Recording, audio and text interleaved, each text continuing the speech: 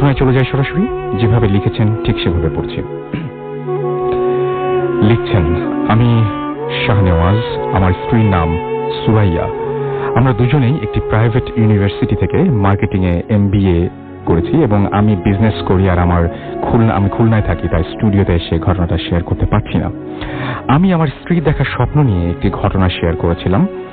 আজ আরেকটি ঘটনা বলতে চাই, ভালো লাগলে শেয়ার করবেন।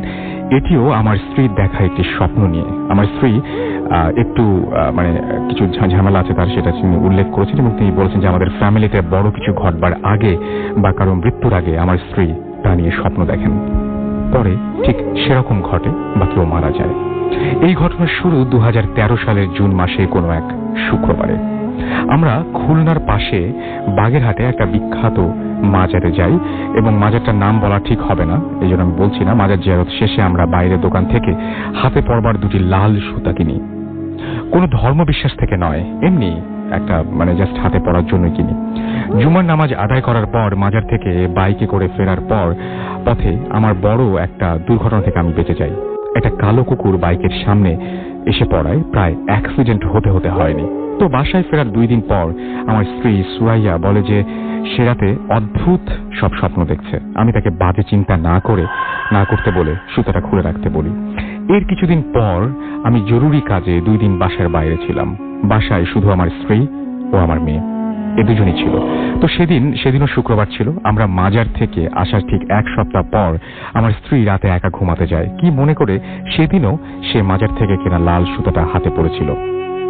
সে রাতে সে স্বপ্ন দেখে সাদা পোশাক পরা খুব লম্বা একজন মহিলা, যার চুল উঁচু করে বাঁধা আর হাতে একটা কাঁটাওয়ালা গাছের ডাল। মহিলাটা হাতের কাঁটাওয়ালা গাছের ডালটা দিয়ে আমার স্ত্রীকে পেটাতে থাকে আর বলতে থাকে, আয় তোকে ঝেড়ে দিই, আয় তোকে ঝেড়ে দিই। অনেক কবিরাজ যেভাবে রোগীদের ঝাড়ফুঁক করে সেভাবে। এভাবে কিছু সময় পর আমার স্ত্রীর ঘুম ভেঙে যায়। সে খুব ভয় পায় এবং সেই রাতে আমার মার সাথে ঘুমায়। সেদিন রাতে আর কিছু হয়নি, কিন্তু পরদিন সকালে আমার স্ত্রী খুব অসুস্থ হয়ে পড়ে।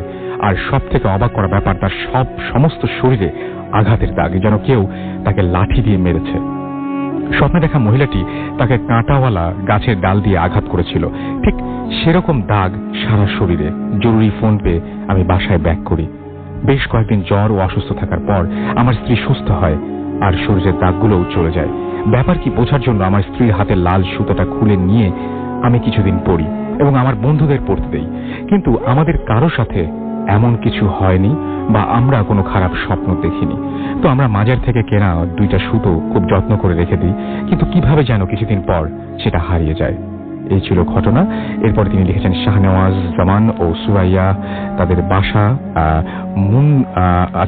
মুজগুন্নি আবাসিক এলাকা খুলনা, এবং তারপরে মোবাইল নাম্বার দেওয়া আছে, ফেসবুক আইডি দেওয়া আছে, সবকিছু দেওয়া আছে। বুঝতেই পারছি যে ঘটনাটা বেশি দিন আগেও ঘটেনি।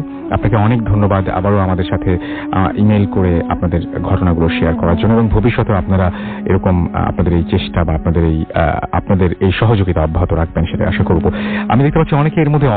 হ্যালো লিসেনার্স, আমি আসিফুজ্জামান পিয়াল, এসেছি ধানমন্ডি 27 থেকে, হোম ডিস্ট্রিক্ট যশোর।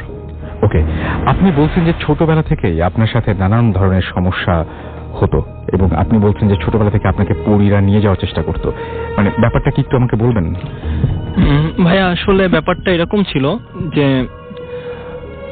আমি আসলে যখন খেলা করতাম বা ছোটকাল থেকেই আমি অনেক ধরনের জিনিস দেখতে পেতাম যেগুলো অনেক ওয়্যার্ড ছিল। তো পরবর্তীতে আমি রাতে যখন ঘুমাই তখন আমি স্বপ্নে মাঝে মধ্যেই দেখতাম যে কোনো একটা হাত আমাকে টেনে নিয়ে যাচ্ছে। তখন আমি হয়তো ঘুমের মধ্যে কি করতাম সেটা আমি জানতাম না, কিন্তু পরবর্তীতে আমি আমার আম্মুর কাছে বা আব্বুর কাছে জানতে পারতাম যে রাতে আমি গোঙ্গাচ্ছিলাম বা ওয়্যার্ড ধরনের সাউন্ড করছিলাম। তো পরবর্তীতে তারা ব্যাপারটা নোটিস করে এবং তারপরে সে অনুযায়ী আমাকে একটা হুজুরের সাথে দেখা করান এবং তারা আমাকে অনেক রকম ট্রিটমেন্ট বা বলেছিল কিছু করতে। এভাবে আসলে আমি আর কি সেফ ছিলাম এবং আমার কিছু ধরাবাঁধা নিয়ম ছিল, যেমন আমি সন্ধ্যের পরে বাইরে থাকা আমার একদম ছিল না, এটা আমার আম্মু অ্যালাউ করতো না। তারপরে কোনো মরাবাড়ি বা হাসপাতাল এখানে আমাকে যাওয়া একদম মানা ছিল, এবং কোনো নির্জন জায়গা বা পাহাড় বা কোনো খোলামেলা জায়গা যেখানে বেশি একটা লোক বসতি নাই, এসব জায়গায় আমাকে যেতে সবসময় মানা করতো। আচ্ছা, আমরা সেই ঘটনাটা শুনি, যে ঘটনার যন্ত্রণা আপনি এখনো বইয়ে নিয়ে বেড়াচ্ছেন, আমাদেরকে লিখেছিলেন সেভাবে। আমি খুবই অবাক হয়েছিলাম যে ভূত এফএমে অনেক ঘটনা আমি শুনেছি, আমি এরকম অদ্ভুত টাইপের ঘটনা আসলেই শুনেছি বলে আমার মনে পড়ে না। কি ছিল স্বপ্নটা এবং কি ঘটেছিল পরের দিন? জি, থ্যাংক ইউ ভাইয়া সুযোগ দেওয়ার জন্য। আসলে আমি সবসময় দুঃস্বপ্ন দেখি। আমার জীবনে আমি কখন যে আমি সুস্বপ্ন দেখেছি এটা আমার আজও মনে পড়ে না। অ্যাজ ইউজুয়াল, স্বাভাবিকভাবেই আমি সেদিনও রাতে, এটা 2006 সালের ঘটনা, তখন আমি ক্লাস 7-এ পড়ি। তখন স্কুলে ভ্যাকেশন ছিল, আমি রাতে তখন ঘুমাচ্ছি। অ্যাজ ইউজুয়াল আমি একটি দুঃস্বপ্ন দেখলাম। স্বপ্নটা ছিল এরকম একটা, আমি এবং আমার ছোটকালের কিছু বন্ধু একসাথে একটি মাঠে খেলা করছি, এবং স্বপ্নটা এতটা পরিমাণে বাস্তব ছিল যে আমি এখনো চোখ বন্ধ করলে যেন স্বপ্নটা নিজের চোখের সামনে ভাসতে দেখতে পারেন আপনি। এবং স্বপ্নটার রেশ আমার মধ্যে এমন ভাবে ছিল যেন বাস্তবেই হয়েছে ব্যাপারটা। যাই হোক, আমি ঘটনা চলে যাই। স্বপ্নে দেখলাম আমরা ছোটকালে কিছু ফ্রেন্ড একসাথে খেলা করছি। বন্ধুগুলোর নাম বলা আসলেই জরুরি। তার মধ্যে ছিল তুর্কি, রুমি, পরাগ, উৎসব, সেবা, এমন আরো কিছু বন্ধু। স্বপ্নে ঘটছে পুরো ব্যাপারটা? পুরো ব্যাপারটাই স্বপ্নে ঘটছে। আমরা একটি বড় মাঠে খেলা করছি। মাঠের এক সাইডে একটি পুকুর, এক সাইডে একটি জঙ্গল টাইপের বড় বড় গাছ, এবং এক সাইডে একটি পুরনো জমিদার টাইপের 2 তলা বাড়ি, বা বড় পরিত্যক্ত বাড়ি। আসলে বাড়িটা একদমই পরিত্যক্ত, এবং তার সাইডে একটি রাস্তা। আমরা খেলতে খেলতে সন্ধ্যা হয়ে গিয়েছে তখন। পরে আমার এক ফ্রেন্ড তুর্কি, সে তখন ব্যাটিং করছিল। আমার এক ফ্রেন্ড বল করার পরে তুর্কি বলটা শট মারার পরে বলটা 6 হয়। 6 হওয়ার পরে বলটা যে পড়ে সেই পুরনো পরিত্যক্ত বাড়ির জানলা দিয়ে সে বাড়িটার ভেতরে যে পড়ে। পরে যেহেতু সন্ধ্যা হয়ে গিয়েছিল এবং বলটাও একটি জায়গায় যে পড়েছে ওটা আনতে সময় লাগবে, সেহেতু বন্ধু সবাই বলল যে আমরা এখন আর খেলা করবো না, পিয়াল তুই বলটা নিয়ে আয়, আমরা এখানে তোর জন্য অপেক্ষা করছি, আর মাঠে যেগুলো আছে আমরা সব গোছ কাজ করছি। তা আমার বন্ধুদের কথা মতো আমি ভাবছি এরা তখন এখানে ওয়েট করছেই, তখন আমি বলটা যেয়ে নিয়ে আসতে পারি। আমি বাসাটার সামনে গেলাম, দেখলাম সদর দরজা ঠিকই খোলা আছে এবং খুবই ভঙ্গুর টাইপের ছিল দরজাটা। যাই হোক, যেহেতু অনেক পুরনো পরিত্যক্ত বাড়ি, বাসাটার জানলাগুলো শুধু শিক ছিল, জানলা ছিল না, আলো আসছিল ভিতরে কিছু। সে আলো আবছা এবং আলো এবং অন্ধকারে আমি দেখতে পেলাম যে বলটা প্রথম যে রুমটা ছিল দরজা দিয়ে ঢুকে সেই রুমের মাঝখানেই পড়ে আছে। আমি যথারীতি বলটা আনতে ভিতরে ঢুকলাম। ঢোকার পর আমি যেই বলটা ধরতে যাই, বলটা গড়িয়ে আরো সামনে চলে যায়। আবার যখন বলটা ধরতে যাই, বলটা আবারও গড়িয়ে সামনে চলে যাচ্ছে। বলটা ধরতে পারছি না কোনোভাবেই। এইভাবে বলটা ফার্স্ট রুম থেকে সেকেন্ড রুমে যাই, সেকেন্ড রুম থেকে থার্ড রুমে যাই, এবং থার্ড রুমটা এবং সেকেন্ড রুম এবং থার্ড রুম দুইটা আলো আরো কম ছিল, অনেক আবছা আলো ছিল। থার্ড রুমের একটি ব্যাপার ছিল, সেটা হচ্ছে তার এক কোণায় একটি লোহার ঘোরানো সিঁড়ি ছিল, যেটা দিয়ে উপরে উঠা যেত দোতলায়। বলটা সেই সিঁড়ির এক কোণায় যেয়ে থামে। আমি যথারীতি বলটা ধরার চেষ্টা করি এবং বলটা ধরতে পারি। আমি যখনই নিচু হয়ে বলটা ধরি, তখনই আমার হাতটা একটি অশরীর হাত, যেটা বলবো যে কঙ্কাল এবং চামড়া ছাড়া সে হাতে আর কিছুই ছিল না। আমার হাতটা চেপে ধরে। হাড় ছিল আর চামড়া ছিল? হাড় এবং চামড়া ছিল। আমার হাতটা জোরে চেপে ধরে। দ্যাট মিন্স ভিতরে মাংস ছিল না? মাংসও ছিল না। ওকে। আমি যেহেতু নিচু হয়ে বলটা তুলছিলাম, আমি তখনই ফেসটা দেখতে পারিনি। আমি যখন উঁচু হয়ে তাকাই, তখন দেখি যে বিভৎস চেহারা এক অশরীরী, কি বলবো জানি না, দেখতে ভীষণ ভয়ঙ্কর ছিল। দাঁতগুলো ফাঁকা ফাঁকা এবং মুখটা এমন ছিল যেন একটা কঙ্কালে চামড়া পড়ানো। চোখগুলো টকটকে লাল ছিল এবং দাঁতগুলো ফাঁকা ফাঁকা, এবং খুব ওয়ার্ড ধরনের একটা হাসি আসছিল আমাকে দেখে। আমি হাতটা ছাড়ানোর জন্য অনেক চেষ্টা করলাম, কিন্তু তার শরীরে এত জোর ছিল যে আমি কোনোভাবে হাতটা 1 ইঞ্চিও নড়াতে পারছিলাম না। তারপরে অনেক চেষ্টা করার পর যখন ছাড়াতে পারছি না, তখন এক সময় সে অশরীরী যেটা করলো, আমার হাতটা জোরে টান দিয়ে তার মুখের মধ্যে ঢুকিয়ে নিল। ঢুকিয়ে নিয়ে আমার একটি নখ সে কামড়াতে লাগলো জোরে জোরে। আমি চিৎকার করছি, তার হাত থেকে ছাড়া পাওয়ার অনেক চেষ্টা করছি, কিন্তু আমি এক চুলও নড়তে পারছি না। আপনি কি ব্যথা অনুভব করছিলেন সে সময়? না, আমি ব্যথা অনুভব করছিলাম না। আচ্ছা, ওকে। তারপর সে আমার আঙুল যেটা মুখে নিয়েছিল সেটা চিবাতে শুরু করলো, এবং চিবাতে চিবাতে একসময় তার মুখের 2 সাইড থেকে রক্ত পড়া শুরু হলো, এবং সে এক দৃষ্টিতে আমার দিকে সেই লাল চক্ষু নিয়ে তাকিয়ে রয়েছে। এমন অবস্থায় আমার ঘুমটা ভেঙে গেল, এবং ঘুম থেকে উঠে ধরফর করে উঠি। ওঠার পর যেটা হয়, আমার দেখি শরীরটা পুরো ঘেমে গিয়েছে, ঘেমে ভিজে গিয়েছে। তারপরে আমি আমার আঙুলটার দিকে তাকাই এবং অদ্ভুত যে ব্যাপারটি দেখতে পারি, আমার আঙুলটি লাল হয়ে আছে এবং ব্যথা করছে। সেই আঙুলটাই যে আঙুলটা কামড়েছিল স্বপ্নে। আমি বুঝতে পারছি না যে আসলে আমি কি দেখলাম এটা, এবং কেনই বা আমার হাতে এমন আঙুলটা এখনো লাল হয়ে আছে। এটা তো একটা দুঃস্বপ্ন ছিল সাধারণ দিনের মতোই। তখন হয়তো ভোর 4টে, 4:30 কি 5টা বাজে, সূর্য উঠবে এমন অবস্থা। আমি যেহেতু প্রচন্ড ভয় পেয়েছি, আমি একটু ইজি হওয়ার চেষ্টা করলাম। চেষ্টা করে আমি হাতের যে আঙুলটা আসলে কামড়েছিল সেটা আমি মেসেজ করতে লাগলাম যে ব্যথাটা কমে কিনা। আমি সাধারণত সকালে ঘুম থেকে এত তাড়াতাড়ি উঠতাম না। আমার আম্মু সকালে যখন নামাজ পড়তে উঠে প্রথমে আমার ঘরে আসে। এটা তার প্রতিদিনের রুটিন। সে দেখতো তার ছেলে কি করছে। সে আমার ঘরে এসে দেখে আমি বিছানার পরে বসে আছি, বসে আঙুলটা হাতের মধ্যে নিয়ম করছি এবং আমার হাত পা ঘামা। সে বুঝতে পারছে যে আমার ভয় পেয়েছি, কারণ আমার আম্মু জানতো যে ছোটকাল থেকে আমার এমন সমস্যা আছে। আমি দুঃস্বপ্ন দেখি, ঘুমের মধ্যে অনেক সময় ধরনের শব্দ করি। আম্মু আমাকে যথারীতি জিজ্ঞেস করলো যে কি হচ্ছে, তুই ভয় পেয়েছিস? আমি তখন বললাম আম্মুকে যে হ্যাঁ ভয় পেয়েছি। তা আম্মু বললো কি হয়েছে বল আমাকে পুরোটা। তা আমি আম্মুকে ঘটনাটা পুরো বললাম যে স্বপ্নে আমি কি দেখেছি এবং কি হয়েছিল, এবং আঙুলটাও দেখালাম যে এখনো লাল হয়ে আছে, ব্যথা করছে।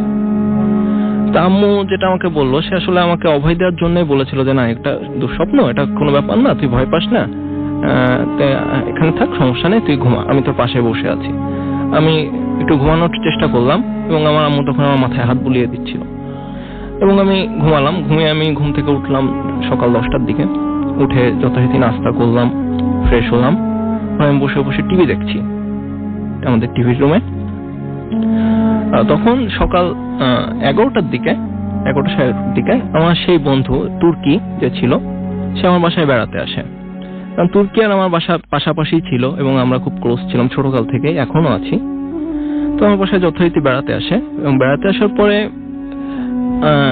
আমি টিভি দেখছিলাম, আমার পাশে এসে বসলো। আমার আব্বুর একটি পাখি শিকার করার বন্দুক ছিল, যেটাকে এয়ার গান বলে। বন্দুকটা আব্বু যখন যৌবনকালে ছিল তখন অনেক ব্যবহার করত, কিন্তু সে অনেকদিন হলো বন্দুকটা ব্যবহার করে না। এজন্য আমরা মাঝে মধ্যে বছরে 1-2 বার বন্দুকটা বের করে, জং পড়তো তো, সে জংটা পরিষ্কার করতাম যাতে বন্দুকটা ঠিক থাকে, সচল থাকে। এই দিনের 2 দিন আগেই আমি বন্দুকটা বের করেছিলাম, আমি এবং আমার বড় ভাইয়া বের করে বন্দুকটা তেল দিয়ে বা যেভাবে পরিষ্কার করতে সুন্দরভাবে পরিষ্কার করে ওটা এক গেটের কোনায়, ওই টিভি ঘরের গেটের কোনায় রাখা ছিল। কিন্তু ওটা আমরা আলমারিতে তুলে রাখতাম, ওটা তখনও তোলা হয়েছিল না। তা আমার বন্ধু যখন আমরা পাশে বসে টিভি দেখছি তখন ওর চোখ চাই ওই বন্দুকটার দিকে, এবং ও আসলে কোনোদিন বন্দুক দেখিনি এবং ও বন্দুকটা দেখে খুবই এক্সাইটেড হয়ে পড়ে। বল কি দোস্ত, বন্দুক এটা কি রিয়েল? তাই বলি হ্যাঁ বন্ধু, এটা রিয়েল বন্দুক, এটা দিয়ে পাখি শিকার করার বন্দুক।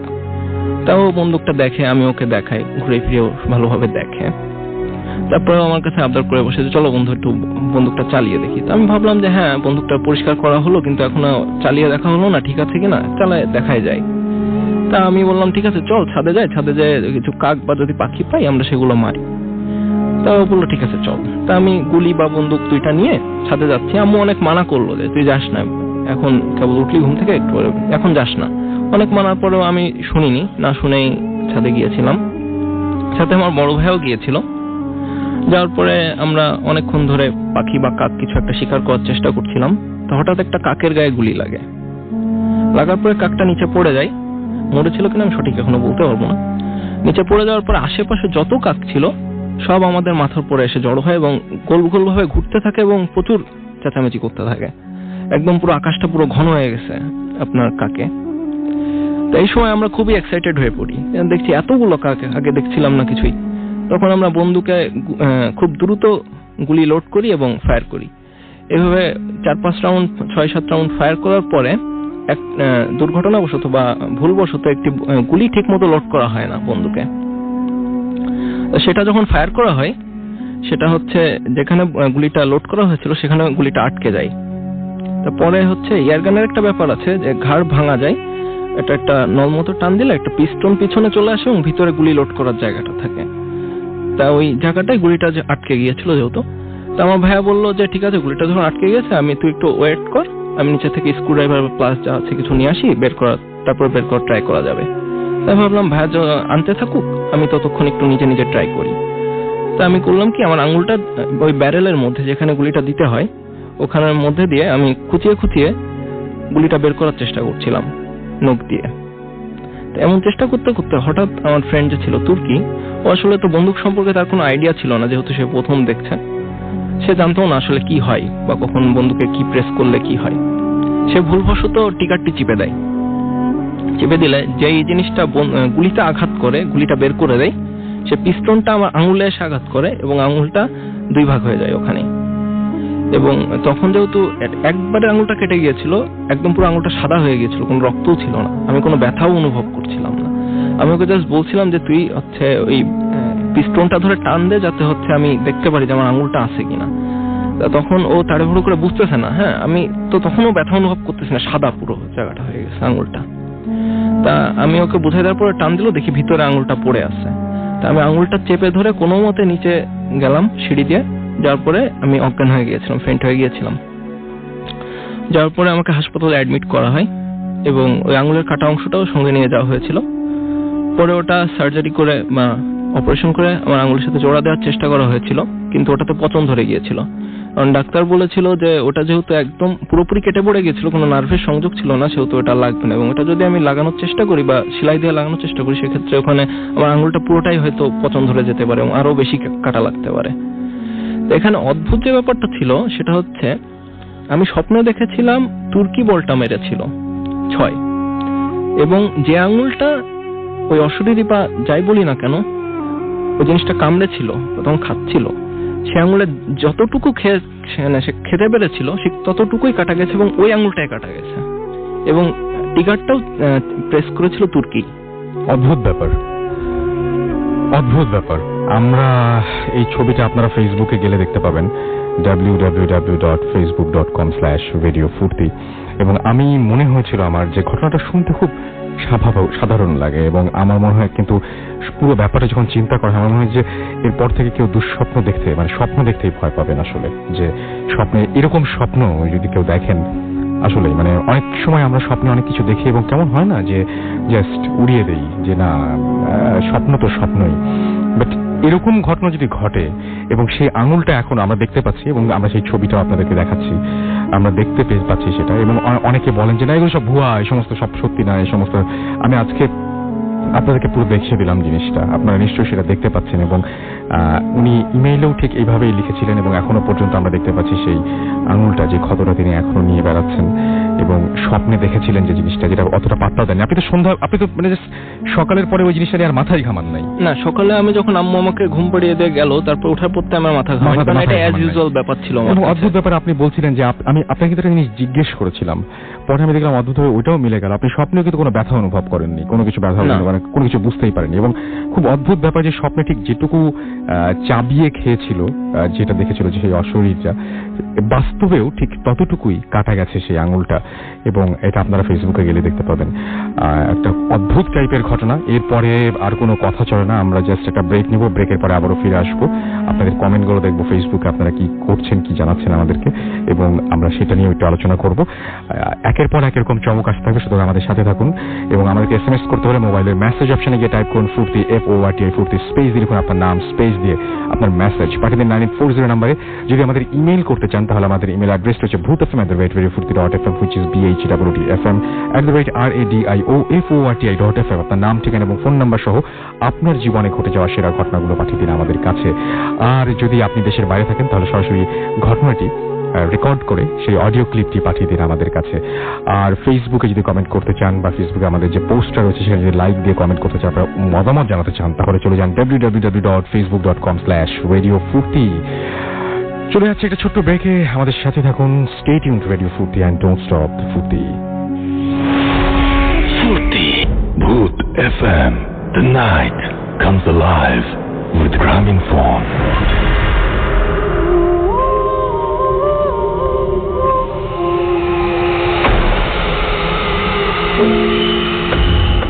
শুনছেন সবসময় রেডিও ফুর্তি, চলছে ভূত FM এবং আমি রাসেল আছি, সাথে আমার সাথে রয়েছে মাসুম। এবং মাসুমকে একটা বেশি মানে একটা বিরাট একটা থ্যাঙ্কস দিতে হয়। লাস্ট যে ঘটনাটা আপনারা শুনেছেন সেই ঘটনার ব্যাকগ্রাউন্ড মিউজিকটা অসম ছিল এবং আশা করছি যে বাকিগুলো সেরকম যাবে। আপনারা নিশ্চয়ই মানে আমি দেখতে পাচ্ছি যে অনেকেই সেই বিষয় নিয়ে অনেকে লেখেন সবসময়, কিন্তু আজকেরটা আমি নিজেই খুব মানে এক্সাইটেড ছিলাম যে, এবং আমি খুব হ্যাপি মিউজিকটা নিয়ে।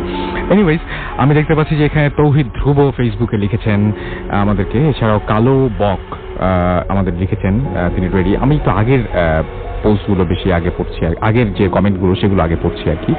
আমাদেরকে এমডি নাইম ইসলাম এখানে লিখেছেন যে মনে হয় শুনতে ভীষণ ভয় লাগবে। আমাদেরকে আফ্রিদা তাসনিম গুঞ্জন লিখেছেন যে আমরা যা ভাবি তাই হয় আমাদের সাথে। আমাদেরকে আকিব আহমেদ লিখেছেন যে আই লাভ ভূত এফএম। আমাদেরকে এমডি নিপু লিখেছেন এখানে। নওশিন চৌধুরী আমাদের লিখেছেন যে তার ভয় লাগে। আমির হামজা আমাদের লিখেছেন আই লাভ ভূত এফএম। এছাড়াও আমাদেরকে শাকিল আহমেদ এখানে লিখেছেন রুহুল আমিন। এছাড়াও আমাদের এখানে লিখেছেন নরকের রাজপুত্র সৈকত সহ আরো অনেকেই এখানে কমেন্ট করেছেন। আপনি চাইলে কমেন্ট করতে পারেন, কিন্তু আমাদের যেখানে SMS রয়েছে আমাদেরকে লিখেছেন যে অরিন লিখেছেন মগবাজার থেকে যে সেকেন্ড স্টোরিটা অসম। আমাদেরকে জরিফ লিখেছেন যে ভূত এফএম শুনতে ভয়ঙ্করভাবে অন্যরকম হচ্ছে। আচ্ছা, ভূত এফএম শোটা ভয়ঙ্করভাবে অন্যরকম হচ্ছে। হ্যাঁ, আমরা বলেছি যে আমরা এখন বেশ অন্যরকম ওই গ্রামীণ ফোন। আমাদেরকে আচ্ছা, সৈকত লিখেছেন যে আমাদের কাছে একটা স্টোরি আছে, আপনি পাঠিয়ে দিন। কবি জিঞ্জিরা থেকে লিখেছেন যে ভূত এফএম নিয়ে কথা লিখেছেন তিনি বেশ কিছু। আমাদেরকে তাসনিম ঝিনাইদহ থেকে লিখেছেন যে এইমাত্র ভূত এফএম এর সাথে জয়েন করলাম। আপনি তাহলে আগে ঘটনাটা মিস করেছেন, এবং আগে একটা চমৎকার ঘটনা কিন্তু আমরা অলরেডি শেয়ার করেছি। রাকিব এবং বিল্লাল গাজীপুর থেকে আমাদের সাথে রয়েছেন। কামরুল আমাদের আজিমপুর থেকে আমাদের সাথে রয়েছেন। সাদ্দাম আমাদের সাথে রয়েছেন জিগাতলা থেকে। এছাড়া আবিদ ধানমন্ডি থেকে আমাদের সাথে রয়েছেন। তিথি খুলনা থেকে আমাদের সাথে রয়েছেন। নিশাত টুনটুনি আমাদের সাথে রয়েছেন, এবং তিনি বলেন যে ভূত এফএম আমি মিস করি, অনেক মিস করি। কেন মিস করেন? এখন থেকে মিস করবেন না আর কি। শান্তা আমাদের লিখেছেন যে 2 ইয়ার্স পরে, সম্ভবত আমি পড়তে পারলাম না এসএমএসটা, 2 ইয়ার্স পরে কি আপনি আবার আমাদের ভূত এফএম এ জয়েন করলেন। ওয়েলকাম ব্যাক, এবং আশা করবো যে এখন থেকে রেগুলার আপনাকে পেয়ে যাবো। আচ্ছা, ভূত এফএম এ জয়েন করো। হ্যাঁ, তাই তো। এবং তিনি বলছেন যে ভূত এফএম ভয়ের সাথে আনন্দ হচ্ছে, এবং আমি চাইবো যে সেই আনন্দটা আপনি প্রতি সপ্তাহেই পান। যাই হোক, অনেক এসএমএস রয়েছে, বাট অনেক ঘটনাও রয়েছে, কি করি আজকে বুঝতে পারছি না। সুপ্তি আমাদেরকে লিখেছেন যে আজকের ঘটনাগুলো খুব ভালো লাগছে। এমনি সোহান বরিশাল থেকে আমাদের এসএমএস করেছেন। সানি আমাদের লিখেছেন আই লাভ ভূত এফএম। আমাদেরকে সুমন জ্যাকসন এসএমএস করেছেন কিরানীগঞ্জ থেকে। নাদিম আমাদের এসএমএস করেছেন। আলিফ আমাদের সাথে আমাদেরকে এসএমএস করেছেন ফালাক সাব্বির লালবাগ ঢাকা থেকে। এছাড়াও আমাদেরকে নাইফুল ইসলাম এসএমএস করেছেন, লিখেছেন এনজয়িং টু নাইটস ভূত এফএম। আমাদেরকে এছাড়াও এসএমএস করেছেন পিয়া ফ্রম রাজশাহী। এছাড়াও শুভ রংপুর থেকে এসএমএস করেছেন। SH আবরার আমাদের এসএমএস করেছেন আমাদেরকে। এছাড়াও জান্নাত সহ আরো অনেকে। আপনি যদি এসএমএস করতে চান, মোবাইলের মেসেজ অপশনে গিয়ে টাইপ করুন ফুর্তি FORTI ফুর্তি, স্পেস দিয়ে লিখুন আপনার নাম, স্পেস দিয়ে আপনার মেসেজ পাঠিয়ে দিন 9840 নাম্বার। যদি আমাদের ইমেল করতে চান, আমাদের ইমেল অ্যাড্রেস হচ্ছে bhoothfm@radiofurti.fm, which is BHOOTFM@RADIOFORTI.FM। নাম, ঠিকানা এবং ফোন নাম্বার সহ আপনার জীবনে জানা বা ঘটে যাওয়া সেটা ঘটনাটি পাঠিয়ে দিন আমাদের কাছে। এছাড়াও যারা দেশের বাইরে রয়েছেন তাদেরকে বলবো যে দেশের বাইরে থেকে যদি আপনি ঘটনা পাঠাতে চান, তাহলে রেকর্ড করে অডিও ক্লিপটি পাঠিয়ে দিন আমাদের কাছে। আমরা চলে যাচ্ছি আমাদের পরবর্তী ঘটনায়, আমাদের পরবর্তী অতিথির কাছে। আপনার নামটা প্লিজ একটু বলবেন, এবং আপনি কোথা থেকে এসেছেন সেটা আমাদের একটু জানাবেন। হ্যালো, আমি হাসিব, উত্তরা সেক্টর 13 থেকে এসেছি। আচ্ছা, আপনার সাথে যে ঘটনাটা ঘটেছিল সেটা খুব অদ্ভুত টাইপের একটা ঘটনা, এবং বর্ণনাগুলো খুব অদ্ভুত। এই ঘটনাটা কতদিন আগে ঘটেছিল? এটা হচ্ছে 2011। কি ঘটেছিল একটু শুনি। 2011 লাস্টের দিকে, প্রায় সারাদিন ক্লাস করে বাসায় এসেছি, সন্ধ্যার সময় আড্ডা। বাট রাত্রে হঠাৎ করে রক্ত মশা, বমি প্লাস জ্বর। দেন আমার ফ্রেন্ড রাজু, ওর কথা না বললেই নয়, খুব কষ্ট করে রাত্রে আমাকে অনেক খাওয়ানোর চেষ্টা করছে, বাট যাই খাচ্ছি বমি করতেছি আর কি। তো তখন আমি ভাবছি যে না, ঢাকাতে আমার এখন থাকা একদমই পসিবল না, আমার যে করে কালকে যশোর যেতে হবে বাসায়। কারণ যাই হোক, বাসায় যে হোক, এখানে যেন কিছু না হয়। সারাত্রি ওইভাবে বাসা থেকে ফোন টোন দিয়ে সব অবস্থা, কান্নাকাটি। তো পরদিন পকেটে 127 টাকা মাত্র। রাজুকে বললাম যে তোর কাছে টাকা হবে? বলতেছে যে মাসে শেষ, আমার কাছে নাই। দেন আমি বাসায় ফোন দিলাম, দিয়ে বললাম যে আমার জন্য টাকা পাঠাও, আমি যখন চলে আসবো, আমার অবস্থা খুবই খারাপ আর কি। তো বাসা থেকে আমি বের হয়ে গেছি, উত্তরাতে আসলাম। ভাবলাম যে আবদুল্লাপুর থেকে ভাবলাম যে বাসে করবো, দেন কোথাও টাকা তুলতে পারতেছি না, কোনো বুথে নেটওয়ার্ক নাই, বা টাকা যদি ঝামেলা থাকে হচ্ছে আর তাহলে কি, হ্যাঁ। নেটওয়ার্ক নাই। দেন আমি সোহাগের কাউন্টারে গেলাম, যে যে বহা ছিল তাকে আমি বললাম যে এরকম আমার এই সমস্যা, আমার কাছে কোনো টাকা নাই, 127 টাকা অনলি আছে, বাট আমি প্রচন্ড অসুস্থ, আমার যশোর যেতে হবে। তখন আমি চোখ দিয়ে আমার পানি পড়ে গেছে। তো উনি দেখে ওনার কাছে মনে হয় খুব খারাপ লাগছে, উনি নিজের থেকে বলে যে আচ্ছা আপনি একটু বসেন, আমি দেখতেছি। তো কিছুক্ষণ পর আমাকে আবার ডেকে বলতেছে কি যে আপনি যদি মাইক না করেন তাহলে আপনার টিকিটটা আমি কেটে দিই, বাট আপনি যখন পৌঁছাবেন আমার টাকাটা আমাকে দিয়ে দেবেন। তো বললো যে আপনি যদি কিছুক্ষণ পর যান তাহলে আপনার 1 ঘন্টা লেট হতে পারে, আর যেই বাসটা বের হয়ে গেছে এটা কিছু দূর গেছে, আপনি যে বাসটা ধরে নেন। তুমি আমাকে টিকিটটা দিল, আমি বের হয়ে দেখলাম যে সুইচ গেটের দিকে দৌড়াইতেছি, ভাবছি বাসটার সামনে। তো অনেক দূর দৌড়ানোর পর আমার খুব খারাপ লাগতেছে, মানে বাসে যে উঠছি আর কি, যে পিছনের দিকে একদম পিছনের দিকে যে বসছি, যে আমি অসুস্থ পিছনে যে বসি, দেন পিছনে যে বসলাম। তো ওই মুহূর্তে আশুলিয়াতে প্রচুর জ্যাম, 12টা 1টার দিক অনেক জ্যাম। তো এক পর্যায়ে গরমে আমি নিজেকে সহ্য না করতে পারি, আমার প্রচুর বমি হচ্ছে ওই টাইমে। বমি হওয়ার পর আস্তে আস্তে আমি আরো অসুস্থ হয়ে গেছি, যেরকম বমি হচ্ছে। তো ফেরি ক্রস করলো, যাচ্ছি। তো ওই টাইমে এত প্রচন্ড খারাপ অবস্থা আমার, যে বাসের যে সুপারভাইজার মানে ওনারা বলা বলি করতেছে যে নাকি এখানে নামায় একটা হসপিটালে ভর্তি করে দিই তাহলে ভালো হবে। তো আমার বাসায় কথাবার্তা বললো, তো আমার বাসার থেকে একদম না, যাই হোক আপনারা ওকে নিয়ে যশোর আসেন, তারপর দেখতেছি কি করা লাগে, পরে স্টেপটা আমরা নেবো, আপনি জাস্ট নিয়ে আসেন। তো যশোর যখন নিউ মার্কেট পৌঁছালাম বিকালের দিক, আমি যে দেখলাম যে আমার জন্য অ্যাম্বুলেন্স দাঁড়া করানো আছে, এবং আমি যে মানে বাসায় যখন ভাইয়াকে দেখলাম, আপুকে দেখলাম রাস্তার উপর দাঁড়ায় আছে, তখন আমার আসলে ভালো লাগতেছিল যে এত খারাপ অবস্থার ভিতর। তো অ্যাম্বুলেন্সে নিয়ে করে হসপিটালে নিয়ে গেছে, আমাকে নিজে স্যালাইন টেলাইন দিয়ে বিভিন্ন ওষুধ খাওয়ানোর পরে মোটামুটি 2 দিনের ভিতরে আমি একটু সুস্থ। এবং আপনার বাসের মধ্যে একটা পর্যায়ে মনে হয়েছিল যে আপনি আর টিকবেন না। না, আমার এটা মনে হয়েছে। এবং আপনি পানি খেতে চেয়েছিলেন, এবং আমি প্রচন্ড পরিমাণ পিপাসা ছিল আমার, এবং আমি সবাইকে বলতেছি যে পানি পানি, বাট বাসের ভেতর বলতেছে যে না আমরা এই সমস্ত কেসে আমরা পানি দিই না। রাইট। কেন দেয় না এটা আমি জানি না। আচ্ছা, তারপরে আপনি পৌঁছালেন কোন রকমে, এবং আপনি গিয়ে দেখলেন যখন অ্যাম্বুলেন্স দাঁড়িয়ে আছে, এবং আপনি অ্যাম্বুলেন্সে চড়ে তারপরে আপনি সেখানে হসপিটালে গেলেন। হসপিটালে যাওয়ার পরে আপনাকে ট্রিটমেন্ট করা হলো। ট্রিটমেন্ট করার পরে তারপরে আপনি কতদিন পরে ভালো হলেন? 2 দিন পর মোটামুটি একটু সুস্থ আর কি। আচ্ছা, তো এই 2 দিনে কি ঘটেছে আপনি জানেন যে কি হয়েছে না এই হয়েছে? 2 দিন স্বাভাবিক, আমি আচ্ছা। সম্পূর্ণ স্বাভাবিক, জাস্ট ওষুধ চলতেছে, স্যালাইন দিতে হচ্ছে এই জন্য। তো যেটা হয়েছে যে আমি রাত্রে ঘুমায় আছি, শীতকাল, প্রচন্ড শীত, লেপ মুখ দিয়ে শুয়ে আছি, হঠাৎ আমার মাথায় 2টা এরকম থাবা দিলে আমি লাফ মারে উঠছি। উঠে আমি লেপটা কোনো রকম সরাই ডাইনিং এসে সুইচ বোর্ডে জোরে থাবা মারছি লাইটটা জ্বালানোর জন্য। তখন লাইটটা জ্বলে ধাম করে বাস্ট হয়ে গেছে। গেলে আমার বিষয়টা আমার কাছে খুব ইয়ে লাগছে, আমি চিল্লাপাল্লা করে কান্নাকাটি করে উঠছি যে কি এটা। আব্বু মো ভাইয়া সব দূরে আসছে যে কি হয়েছে কি হয়েছে, আমি কান্নাকাটি করতেছি, বললাম যে এই হয়েছে, লাইট বাস্ট হয়ে গেছে। তেমন বলছে যে ব্যাপার না, তুমি শুয়ে পড়ো আর কি। এটা তাদের কাছে টোটালি নর্মাল, যে শরীর খারাপ এরকম হইতেই পারে, হয়তো টয়লেটে যাবে উঠছে তো এরকম হইতেই পারে।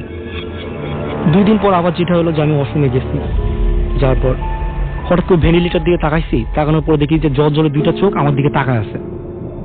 আমি ওটা দেখে আমি মাথা ঘুরে পড়ে গেছি। পরে শুনি যে 40-45 মিনিট নাকি লাগছে আমাকে টয়লেট থেকে বের করতে। তো পরে যখন আমি একটু সুস্থ হয়ে বললাম যে এই ব্যাপার, আমি এরকম একটা কিছু দেখছি, তাহলে আমাকে বলতেছে যে তুমি অসুস্থ, দুর্বল, এই জন্যই মনে হয় তোমার এটা হয়েছে, তুমি মাথা ঘুরে এই জন্যই পড়ে গেছো। দেন ওই দিন আমাকে আরেকটা স্যালাইন দিয়ে আমাকে শুয়ে রাখছে সারাদিন। তো পরে এটা আমার কাছে খুব ইয়ে লাগতেছে যে এটা কি হচ্ছে আমার সাথে। আমি কোনো কিছু বললে এটা কারো কাছে বিষয় হচ্ছে না, সবাই আমাকে একই দোয়া দিচ্ছে যে আমি অসুস্থ এই জন্য। বাট আম্মুর কাছে জিনিসটা কেমন লাগছে, তো আম্মু বললো কি আচ্ছা তো ট্রিটমেন্ট চলতেছে, তো এক কাজ করলাম, একটা হুজুরের কাছে নিয়ে যাই তোকে। তা আমি বললাম যে না, আমি হুজুরের কাছে যাবো না, কি দিয়ে কি এগুলা কি করবে সে, গেলে ট্রিটমেন্ট চলতেছে চলো। তা আম্মু বললো কি যে চল, সে এক প্রকার হুজুর না, তুই গেলে দেখবি আর কি।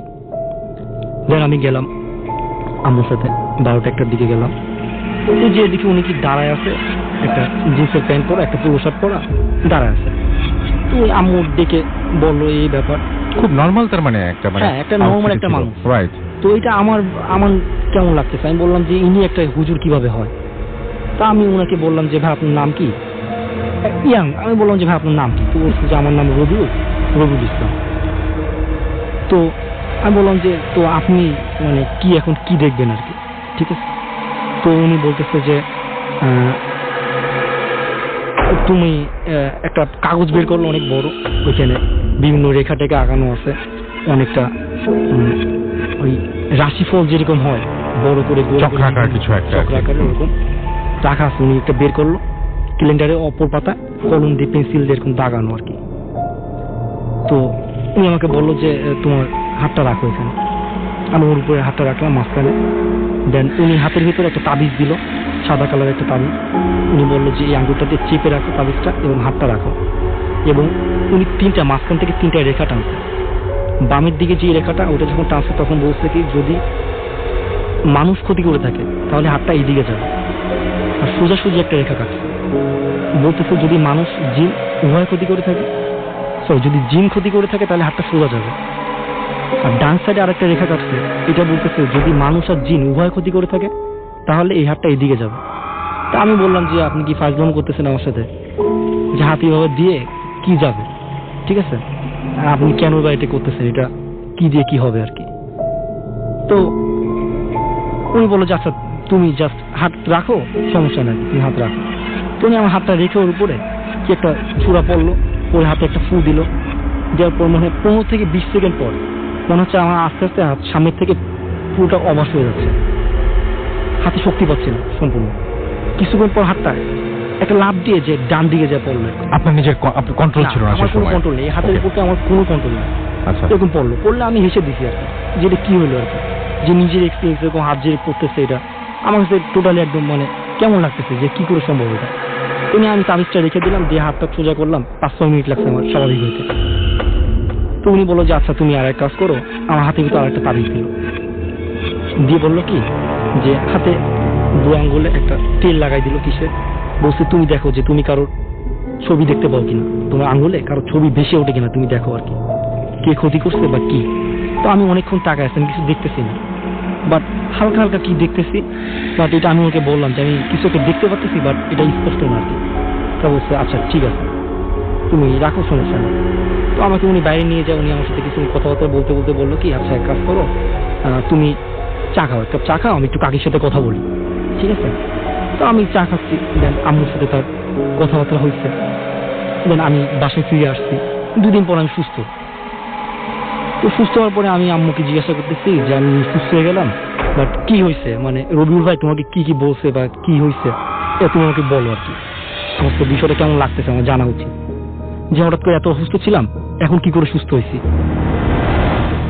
তো আমাকে বলতেছে যে না আমি তোকে এটা বলতে পারবো না, আমাকে নিষেধ করছে। এবং এই 2 দিনে কি ঘটেছে না ঘটেছে আপনি কিচ্ছু জানেন না? এই 2 দিনে না, এই 2 দিন তো মানে মোটামুটি আর কি স্বাভাবিক, মানে সুস্থ হওয়ার যে একটা স্টেপ থাকে যে আস্তে আস্তে সুস্থ হয়ে যায়, এরকমই আর কি। ঠিক আছে, তারপরে? তো আমি বললাম যে না এটা আমার জানা উচিত, কারণ যে কি হয়েছে, আমি এত ডাক্তার এত ট্রিটমেন্ট তোমরা করলা, হসপিটালে ইভেন যে ভর্তি হয়েছিলাম, বাট কি হয়েছে এটা আমাকে বলো। তা বলছে যে আমি বলতে পারবো না, তোর যদি এতই কৌতূহল থাকে এত আগ্রহ থাকে রবিউল ভাইকে যা জিজ্ঞাসা কর তুই। তো আমি গেলাম, রীতিমতো আমি বিকালের দিকে গেলাম আসরের পর পর। তুমি আমাকে বললো যে ভাই তুমি আসছো ভালো কথা, আজকে তো আমার অনেক রুগী আছে, তো তুমি এক কাজ করো, তুমি কালকে আসো, যে টাইমে আসছিলা ওরকম টাইমে আসো, তাহলে আমি তোমাকে বলবো। তো আমি পরদিন গেলাম ওনার এখানে, গেলে উনি চাটা খাইলো। তারপর আমি বললাম যে ভাই কি হয়েছে আমার আর কি, মানে আমি হঠাৎ করে সুস্থ হয়ে গেলাম, অবস্থা তো খুব খারাপ ছিল, ঠিক আছে? বা আপনি যে এরকম ট্রিটমেন্ট করতেছেন এটা কি করে সম্ভব, বা আপনি একজন ইয়াং মানুষ, আপনি পড়াশোনা করছেন, মানে কি ঘটেছিল সেটা তারপরে কি বললেন উনি তখন? তো উনি বলতেছে যে তুমি হয়তো জানো না, তোমার ভাইয়াকে বাসার থেকে ডেকে আনা হয়েছিল, তোমার বড় ভাইয়াকে। তা বললাম যে ভাইয়াকে ডেকে আনা হয়েছিল কেন? তা বলছে যে তোমার যে কাজটা আর কি, তোমাকে তাবিজ করা হয়েছিল, তো এইটার জন্য আমার আরেকজন লোক দরকার আর কি, এবং তোমার ফ্যামিলির ভিতরে। তো তুমি হয়তো জানো না, তোমাকে গোপন রেখে এটা করা হয়েছে, যে তুমি এটা কেমন কি ফিল হয় তোমার, কেমন কি লাগে। তো তোমার ভাইয়াকে ডেকে আনা হয়েছে, এটা তোমার আম্মুর সাথে কথা হয়েছে এই বিষয়ে। কে ডেকে নিয়ে আসছিল আপনার ভাইয়াকে? সেই রবিউল ভাই ডেকে নিয়ে আসছে আর কি, জাস্ট এই যে তাবিজের কাজটা এটা শেষ করার জন্য, তার আরেকজন লোক লাগবে। তখন সে বলতেছে যে একটা দিন সম্পূর্ণ মানে ফজরের নামাজ থেকে জোহর আসর মাগরিব এশা 5 ওয়াক্ত নামাজ তোমার ভাইয়ের সাথে আমি পড়ছি। ইভেন খাওয়া দাওয়া যেটা সকালের নাস্তা বলো দুপুরে খাবার বলো একই প্লেটে খাইছি আমরা। এটা হচ্ছে মানে এই তাবিজটা তোলার জন্য এটা করা উচিত ছিল। এটা আমারও একটা ঘটনা আছে, আমি সেটা বলবো। হ্যাঁ, তারপরে তো এটা করা উচিত ছিল আর কি। তো আমি বললাম যে তো তাবিজ করছে কোথায় করছে কেন করছে এটা কি মানে। তো উনি বলতেছে যে কারবালা যে কবরস্থান যশোরে, তো বলতেছে যে এইটাই তোমাকে যে তাবিজ করছে তোমার ফ্যামিলির ভেতরেই, বাট আমি নাম বলবো না কারণ যেটা আমার বলা একদমই ঠিক না। বাট তো তোমার যেটা হয়েছে যে তোমাকে তাবিজটা করছে যে 2টা যমজ বাচ্চা একসাথে হয়েছে, জন্মগ্রহণ করছে, ইভেন তারা কিছুদিন পর মারা গেছে। এরকম একটা পর্যায়ে তোমার এই যে বাচ্চা 2টা মারা গেছে ওই লাশের ঠিক 2টা মাথার মাঝখানে তাবিজটা তোমার করা হয়েছে এবং 1.5 হাত মতো খোঁচা হয়েছে। আর একদম তাবিজের যে নিচে, তাবিজের যে অংশটা একদম নিচে একটা বাঁশপাতার কাগজ, ওখানে 3বার লেখা আছে হাসিবের ক্ষতি হোক, হাসিবের ক্ষতি হোক, হাসিবের ক্ষতি হোক। ইভেন যে জাদু টাদু যা বলেন একটা যা যা আছে সবকিছু লেখা আছে, অনেক কিছু আছে। ওকে, তো ওইটা গোল করে একটা ছোট মতো বল করা, তার উপরে পাটের যে সুতালি অনেক বড় করে ওটা পেঁচানো। ইভেন একটা সুইতে আমার ব্যবহৃত চুল, আমি চুল বড় রাখতাম, ওই চুলটা কি করে ম্যানেজ করতে জানি না, ওই চুলটা শুয়ে ঢোকানো এবং সুটা উল্টো ভাবে ওই যে বলটার ভিতরে গেঁথে দেওয়া। এটা একদম নিচে রয়েছে, নিচের পা। তার উপরে যে স্টেপটা করা এটা হচ্ছে যে বাঁশের যে চটা আছে, চটা এরকম কেটে কেটে ছোট ছোট পাট করে ওই চটাটা এরকম দেখবেন যে কবরের উপর সাধারণত বাঁশ যেরকম পেতে রাখা হয় ঠিক ওইভাবে রাখা আর কি। তার উপরে যেটা রাখা লাশের যে কয়লাটা, ওই কয়লাটা এরকম ছেটানো আছে। আচ্ছা, তার উপরে মাটি চাপা। তাই বললাম যে তো এইটার মানে কি, এইভাবে তাবিজ করছে কিন্তু এর কি দিয়ে কি। তো বলতেছি যে তুমি বেঁচে গেছো কারণ যে এর ভিতরে বৃষ্টি হয় না আর কি, একদম বৃষ্টি হয় না। যদি কিনা বৃষ্টি হইতো তাহলে যেটা আসতেছে যে যেহেতু শীতকাল বৃষ্টি হওয়ার তো সম্ভাবনা নেই, তাবিজটা করছে তো যদি বৃষ্টি হইতো, যখন বৃষ্টি হবে এই মাটিটার উপর তো বৃষ্টির পানি পড়বে, তখন এই মাটিটা তো আস্তে আস্তে ভিজে নিচের দিকে যাবে এবং নিচের দিকে যে ধাপগুলো আছে এই ধাপগুলো অতিক্রম করে মাটি গলে যখন ওই যে বলটা রাখা আছে ওর উপরে যখন পড়বে তখন তুমি মারা যাবে। এতটুকু। তো আমি শোনার পরে আমার কেমন যেন লাগতেছে যে এটা কি করে বা কি করে সম্ভব, এটা কেন হইলো আর কি।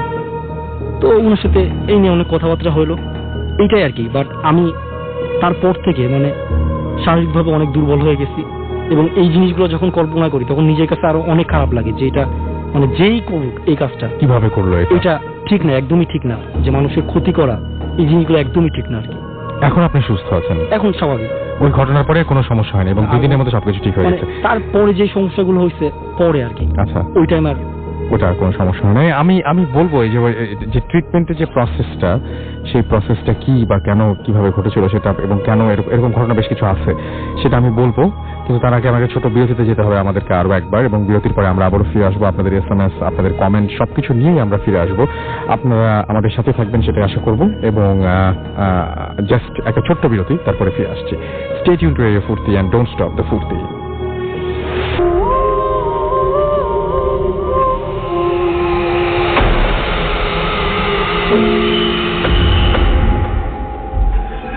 শুনছেন সব সময় রেডিও ফুর্তি। ঘড়িতে সময় রাত 12:53। আমি রাসেলের সাথে, আমার সাথে রয়েছে মাসুম এবং আজকের অতিথি। আপনাদের সবাইকে স্বাগত জানাচ্ছি ভূত FM-এ।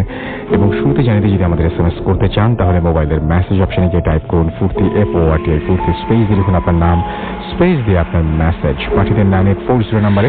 যদি আমাদের ইমেল করতে চান তাহলে আমাদের ইমেল অ্যাড্রেসটি হচ্ছে bhootfm@radiofurti.fm, which is BHWTFM@radioforti.fm। আপনার নাম, ঠিকানা এবং ফোন নাম্বার সহ আপনার জীবনে ঘটে যাওয়া সেরা ঘটনাটি পাঠিয়ে দিন আমাদের কাছে, অথবা আপনার জানা সেরা ঘটনাটি পাঠিয়ে দিন আমাদের কাছে। আর যারা দেশের বাইরে আছেন এবং আমাদের ঘটনা পাঠাতে চান তাদেরকে বলবো যে আপনার ঘটনাটি সরাসরি রেকর্ড করে সেই অডিও ক্লিপটি পাঠিয়ে দিন আমাদের কাছে। আর আমাদের ফেসবুকে যদি আপনি আমাদের এই সেই পোস্ট দেখতে চান এবং সেখানে যে আপনি কমেন্ট করতে চান বা আপনার যে মতামত সেটা যদি আপনি জানাতে চান তাহলে সেখানে অবশ্যই জানাতে পারেন এবং সেখানে অবশ্যই আর অন্যরাও কমেন্ট করছে সেই কমেন্টগুলো আপনারা রিপ্লাই করতে পারেন, দেখতে পারেন কে কি কমেন্ট করেছে, আপনিও আপনার কমেন্টটা সেখানে জানতে পারেন। তো চলে যান www.facebook.com/Radio Furti এই অ্যাড্রেসে। আর রেডিও ফুর্তি স্পেলিংটা হচ্ছে RADIOFOORTI। আমরা চলে যাব পরবর্তী অতিথির কাছে তার ঘটনায়। তার আগে কিছু SMS আমাকে পড়তে হবে। আমি দেখতে পাচ্ছি যে আমাদেরকে জিনান পিলখানা থেকে লিখেছেন যে ভূত FM রক্স। আমাদেরকে রাজ লিখেছেন, আমাদেরকে SMS করেছেন। আমাদেরকে SMS কবির জিঞ্জিরা থেকে লিখেছে তোমাদের অনেক SMS করি। আমাদেরকে অর্পা লিখেছেন যে আমি মাহিম এবং মঞ্চলি মৌসুমী সবাই স্টোরিগুলো শুনছি। নাইম চিটং থেকে লিখেছেন, তিনিও আমাদের সাথে রয়েছেন। আরমান আমাদের চিটং থেকে আমাদের সাথে রয়েছেন এবং আমাদের সাথে রয়েছেন সোহাগ রামপুর থেকে এবং এছাড়াও আমাদের সাথে রয়েছেন ফাহিম নরসিংদী থেকে। এছাড়াও আমাদের সাথে রয়েছেন আশিক সিলেট থেকে, রিজিব আমাদের সাথে রয়েছেন সারা, এছাড়াও নিশিতা কুড়িল থেকে আমাদের সাথে রয়েছেন। এছাড়া আমাদের সাথে রয়েছেন যাত্রাবাড়ি থেকে ওমর, আমাদের সাথে রয়েছেন সুমি, এটা তার ফার্স্ট SMS এবং তিনি পড়তে অনুরোধ করেছেন। রোমা রাজশাহী থেকে আমাদের সাথে রয়েছেন। ডিএমসি থেকে সুজন আমাদের সাথে রয়েছেন, সেকেন্ড স্টোরি যার কথা তিনি বলেছেন। মাহি আমাদের সাথে SMS করেছেন আমাদের সাথে মিল্টন নরসিংদী দাসপাড়া থেকে এবং তিনি বলছেন যে ব্যাকগ্রাউন্ড মিউজিকটা তিনি অনেক প্রশংসা করেছেন। আচ্ছা, আমাদের সাথে এছাড়াও খুলনা থেকে রয়েছেন আনোয়ার এবং তার ওয়াইফ আফরিন, আমাদের সাথে রয়েছেন পুষ্পা জিঞ্জিরা থেকে। এছাড়াও আমাদের সাথে আছেন এই মুহূর্তে MD রাজশাহী থেকে। আরো অনেকেই আমাদের সাথে রয়েছেন।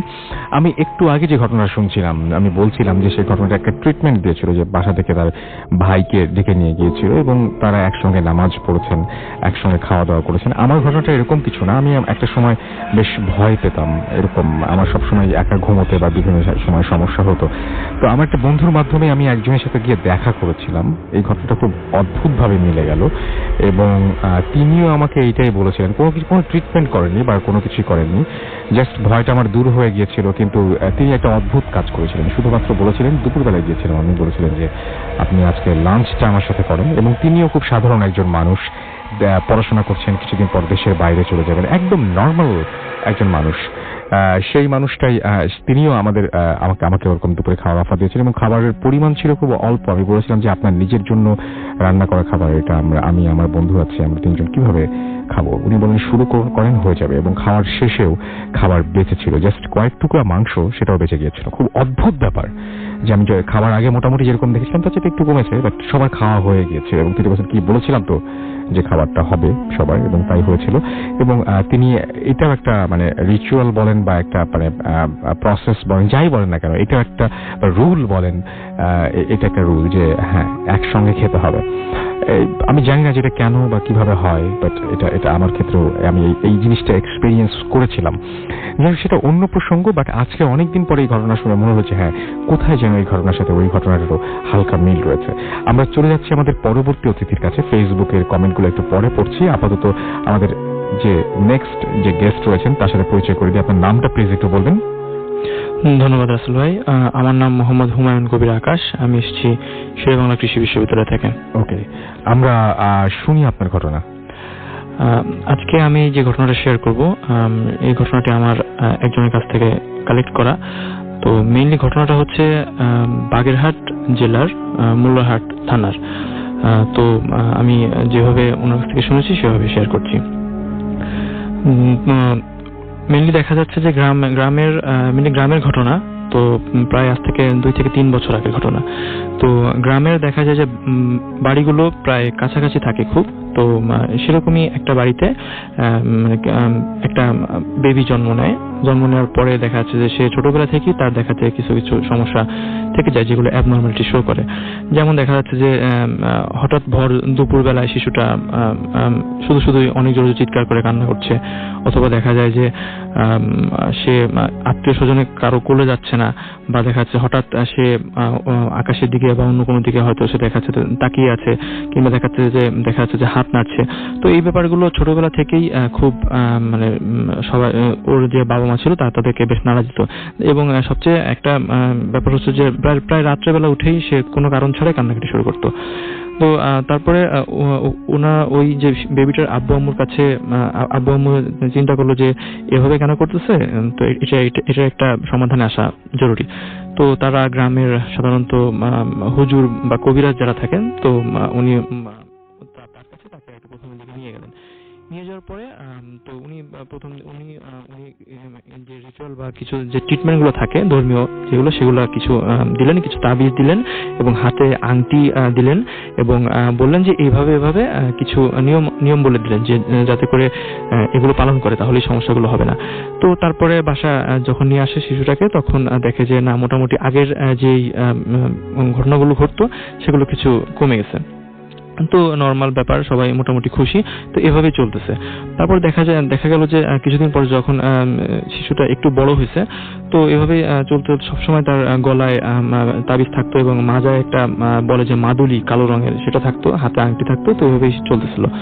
তো হঠাৎ করেই সবকিছু ঠিকঠাক ছিল, হঠাৎ করে একদিন শিশুটা মানে লাপাত্তা মানে হারায় গেল আর কি। তো হারায় যাওয়ার পর কোথাও খুঁজে পাচ্ছে না এবং এটা নিয়ে বেশ শোরগোল শুরু হয়, কারণ গ্রামের সাধারণত এক বাসায় কোনো কিছু ঘটলে দেখা যায় যে পুরা 7-8 বাড়ি জেনে যায়। তো তারপর দেখা গেল যে প্রায় সব গ্রাম মিলে তাকে খোঁজাখুঁজি করা হচ্ছে, কিন্তু অনেকক্ষণ যাবত কোথাও তাকে পাওয়া যাচ্ছে না। তো গ্রামের মানুষ বেশ নার্ভাস হয়ে গেল এবং তারা কান্নাকাটি শুরু করলো, তারা কোথাও খুঁজে পাচ্ছে না।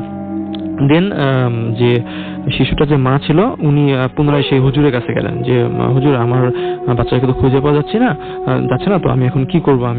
আপনি যেভাবে হোক, আমার একটাই মাত্র ছেলে, আমাকে একটু প্লিজ একটু হেল্প করেন আর কি। তো হুজুরের যেটা স্পেশাল প্র্যাকটিস ছিল, মানে উনি যেটা করতেন আর কি, সেটা হচ্ছে মানে উনি আয়না মানে একটা কাচের আয়না বেশ বড়, উনি এটা মানে সামনে ধরে উনি গ্রামে যেটা কাঁথা বলি আমরা, কাঁথা মুড়ি দিয়ে উনি আর কি মানে যে জিনিসগুলো হারিয়ে যায় বা যে জিনিসগুলো সাধারণত মানুষ জানতে চায়, তো সেই জিনিসগুলো উনি বলে দিতেন এবং দেখা যেত যে সেই জিনিসগুলো ঘটতো।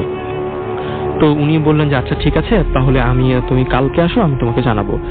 তো বললেন আচ্ছা ঠিক আছে। তো পরের দিন ওই ছেলেটার বাবা, মা এবং গ্রামের 2-3 জন লোক মিলে হুজুরের বাসায় গেলেন। তো হুজুরের বাসায় যাওয়ার পর বললেন যে হুজুর, আসলে কি ব্যাপারটা হয়েছে, আপনি আজকে আমাদের আসতে বলছিলেন। তখন হুজুর বললেন যে আসলে আমি তো চেষ্টা করছি, কিন্তু আমি আসলে জানতে পারতেছি না, তো আমাকে তোমরা আরেকটা দিন সময় দাও। তো হুজুর যে কাজটা করতেন, উনি রাত্রে বেলায় এই কাজটা বেশি করতেন আর কি। তো তারপর দিন আবার ওই গার্জিয়ানরা গেলেন শিশুর, কিন্তু দেখতে পেলেন যে কিন্তু হুজুর আবার বললো যে আচ্ছা, আমি আজকেও কিছু তোমাদের বলতে পারতেছি না, তো একটা কাজ করো, আমি আগামী কালকে তোমাদের বাসায় যাব, বাসায় গিয়ে আমি ব্যাপারটা আমি দেখবো। এই কথা বলে চলে আসে এবং এই কথা বলে ফিরে আসার পরে স্বাভাবিক ওই শিশুটার বাবা মা কিছুটা নার্ভাস হয়ে পড়ে যে আমাদের ছেলেটা খুঁজে পাওয়া যাচ্ছে, এদিকে 2-3 দিন হয়ে যাচ্ছে, কিছু খুঁজে পাওয়া যাচ্ছে না। তারপর দিন ওই যে হুজুর ছিলেন, উনি ওই ছেলেটা হারাই গেছে ওনার বাসায় গেল আর কি, ওর বাসায় গেল। বাসায় যাওয়ার পরে উনি প্রথমে ওনার বাড়ির পাশেই একটা পুকুর ছিল এবং পুকুরের পাশে বাড়িঘর ছিল এবং তার পাশে ঝোপ জঙ্গলা ছিল আর কি। তো উনি প্রথমে ওই পুকুরের পাড়ে গিয়ে সবাইকে বললেন একটু দূরে সরে যেতে। তারপরে উনি কাঁথামুড়ি দিয়ে উনি চেষ্টা করলেন কিছুক্ষণ যাবত আয়নায় কিছু দেখা যায় কিনা, বাট কিছুক্ষণ যাবত উনি অনেক চেষ্টা করার পরে কোনো সাউন্ড বা অন্য কিছু বলতে পারলেন না আবারও। তখন উনি কিছুটা মানে বিক্ষিপ্ত এবং মানে রাগান্বিত হলেন এবং তারপর উনি পুনরায় এবার উনি বললেন যে আমি আরেকটু চেষ্টা করে দেখি ভালো করে। তারপর এবার কাঁথা ছাড়া উনি চেষ্টা করলেন আর কি। তারপর উনি বললেন যে আমি যেটা বলবো তোমরা আয়না দেখে যেটা বলবো তোমরা সেটা করার চেষ্টা করবে। তারপর বলল ঠিক আছে। তখন উনি পাশে জঙ্গলার ওখানে গিয়ে তিনি আয়নাটা তোমার সামনে ধরলেন, কিছুক্ষণ মন্ত্র বা যা হোক কিছু পড়ে উনি আয়নায় বললেন যে তোমরা একটা পাটকাঠি নাও। পাটকাঠি বলতে সাধারণত যে গ্রামে পাটকাঠি আমরা সবাই চিনি, সে পাটকাঠি নাও। পাটকাঠি নেওয়ার পরে বললেন যে উনি আয়নায় দেখতেছেন এবং বলতেছেন এই অনুযায়ী কাজ করো। উনি আয়না দেখে বলতেছেন যে পুকুরের ভিতরে পাটকাঠিটা নাও, পাটকাঠিটা নিয়ে ঠিক ডান দিকে একটু দূরে যাও, ডান দিকে যাওয়ার পরে আর 2 হাত সামনে যাওয়ার পরে ঠিক যেখানে পাড় ছিল উনি তার থেকে একটু কিছু দূরে বললেন যে হ্যাঁ এখন পাটকাঠিটা রাখো। এবং যিনি হুজুর আয়নাতেই সবকিছু দেখছেন এবং উনি জোরে জোরে বলছেন, মানে উনি আয়না থেকে এক পলক চোখও ফেরাননি বা উনি পুকুরের যে লোকেশন বা পুকুরের ঘাট কোথায় উনি কিছুই জানেন না, জাস্ট আয়নায় দেখে উনি জাস্ট ইনস্ট্রাকশন দিচ্ছেন, সে অনুযায়ী মানে পুকুরে পাটকাঠিটা দিতে বলতেছেন আর কি।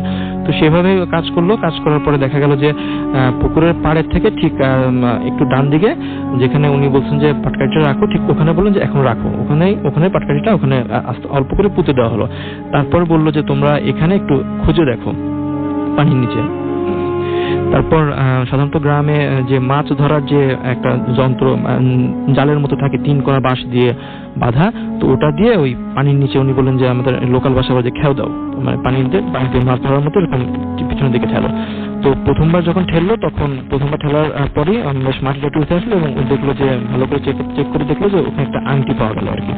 আংটি পাওয়া গেল তখন উনি বললো যে আংটিটা আমার কাছে নিয়ে আসো। তখন আংটিটা যখন ওনার কাছে নিয়ে আসলো তখন উনি বললো যে এই যে ছেলেটা যে হারাই গেছে ওই ছেলেটার হাতে এই আংটিটা ছিল। তারপরে ওই যে শিশুর যে বাবা মা তারাও এটা মানে লোকেট করলো যে হ্যাঁ আসলেই এই আংটিটা তো ওর হাতে ছিল, কিন্তু আংটিটা এখানে কিভাবে আসলো। এটা আপনাদের এলাকায় ওই লোক এখনো আছেন? হ্যাঁ, ওই লোক এখনো আছেন এবং এটা সাক্ষী অনেকে আছেন এবং বাচ্চা থেকে প্রায় বুড়া সবাই এটা জানে এই ঘটনাটা। এবং উনিও তখন বললেন যে এই আংটিটা তোমার ছেলে ছিল। তখন বলছে যে হ্যাঁ এটা আমার ছেলে ছিল। তখন বলছে যে এই আংটিটা এখানে কিভাবে আসলো।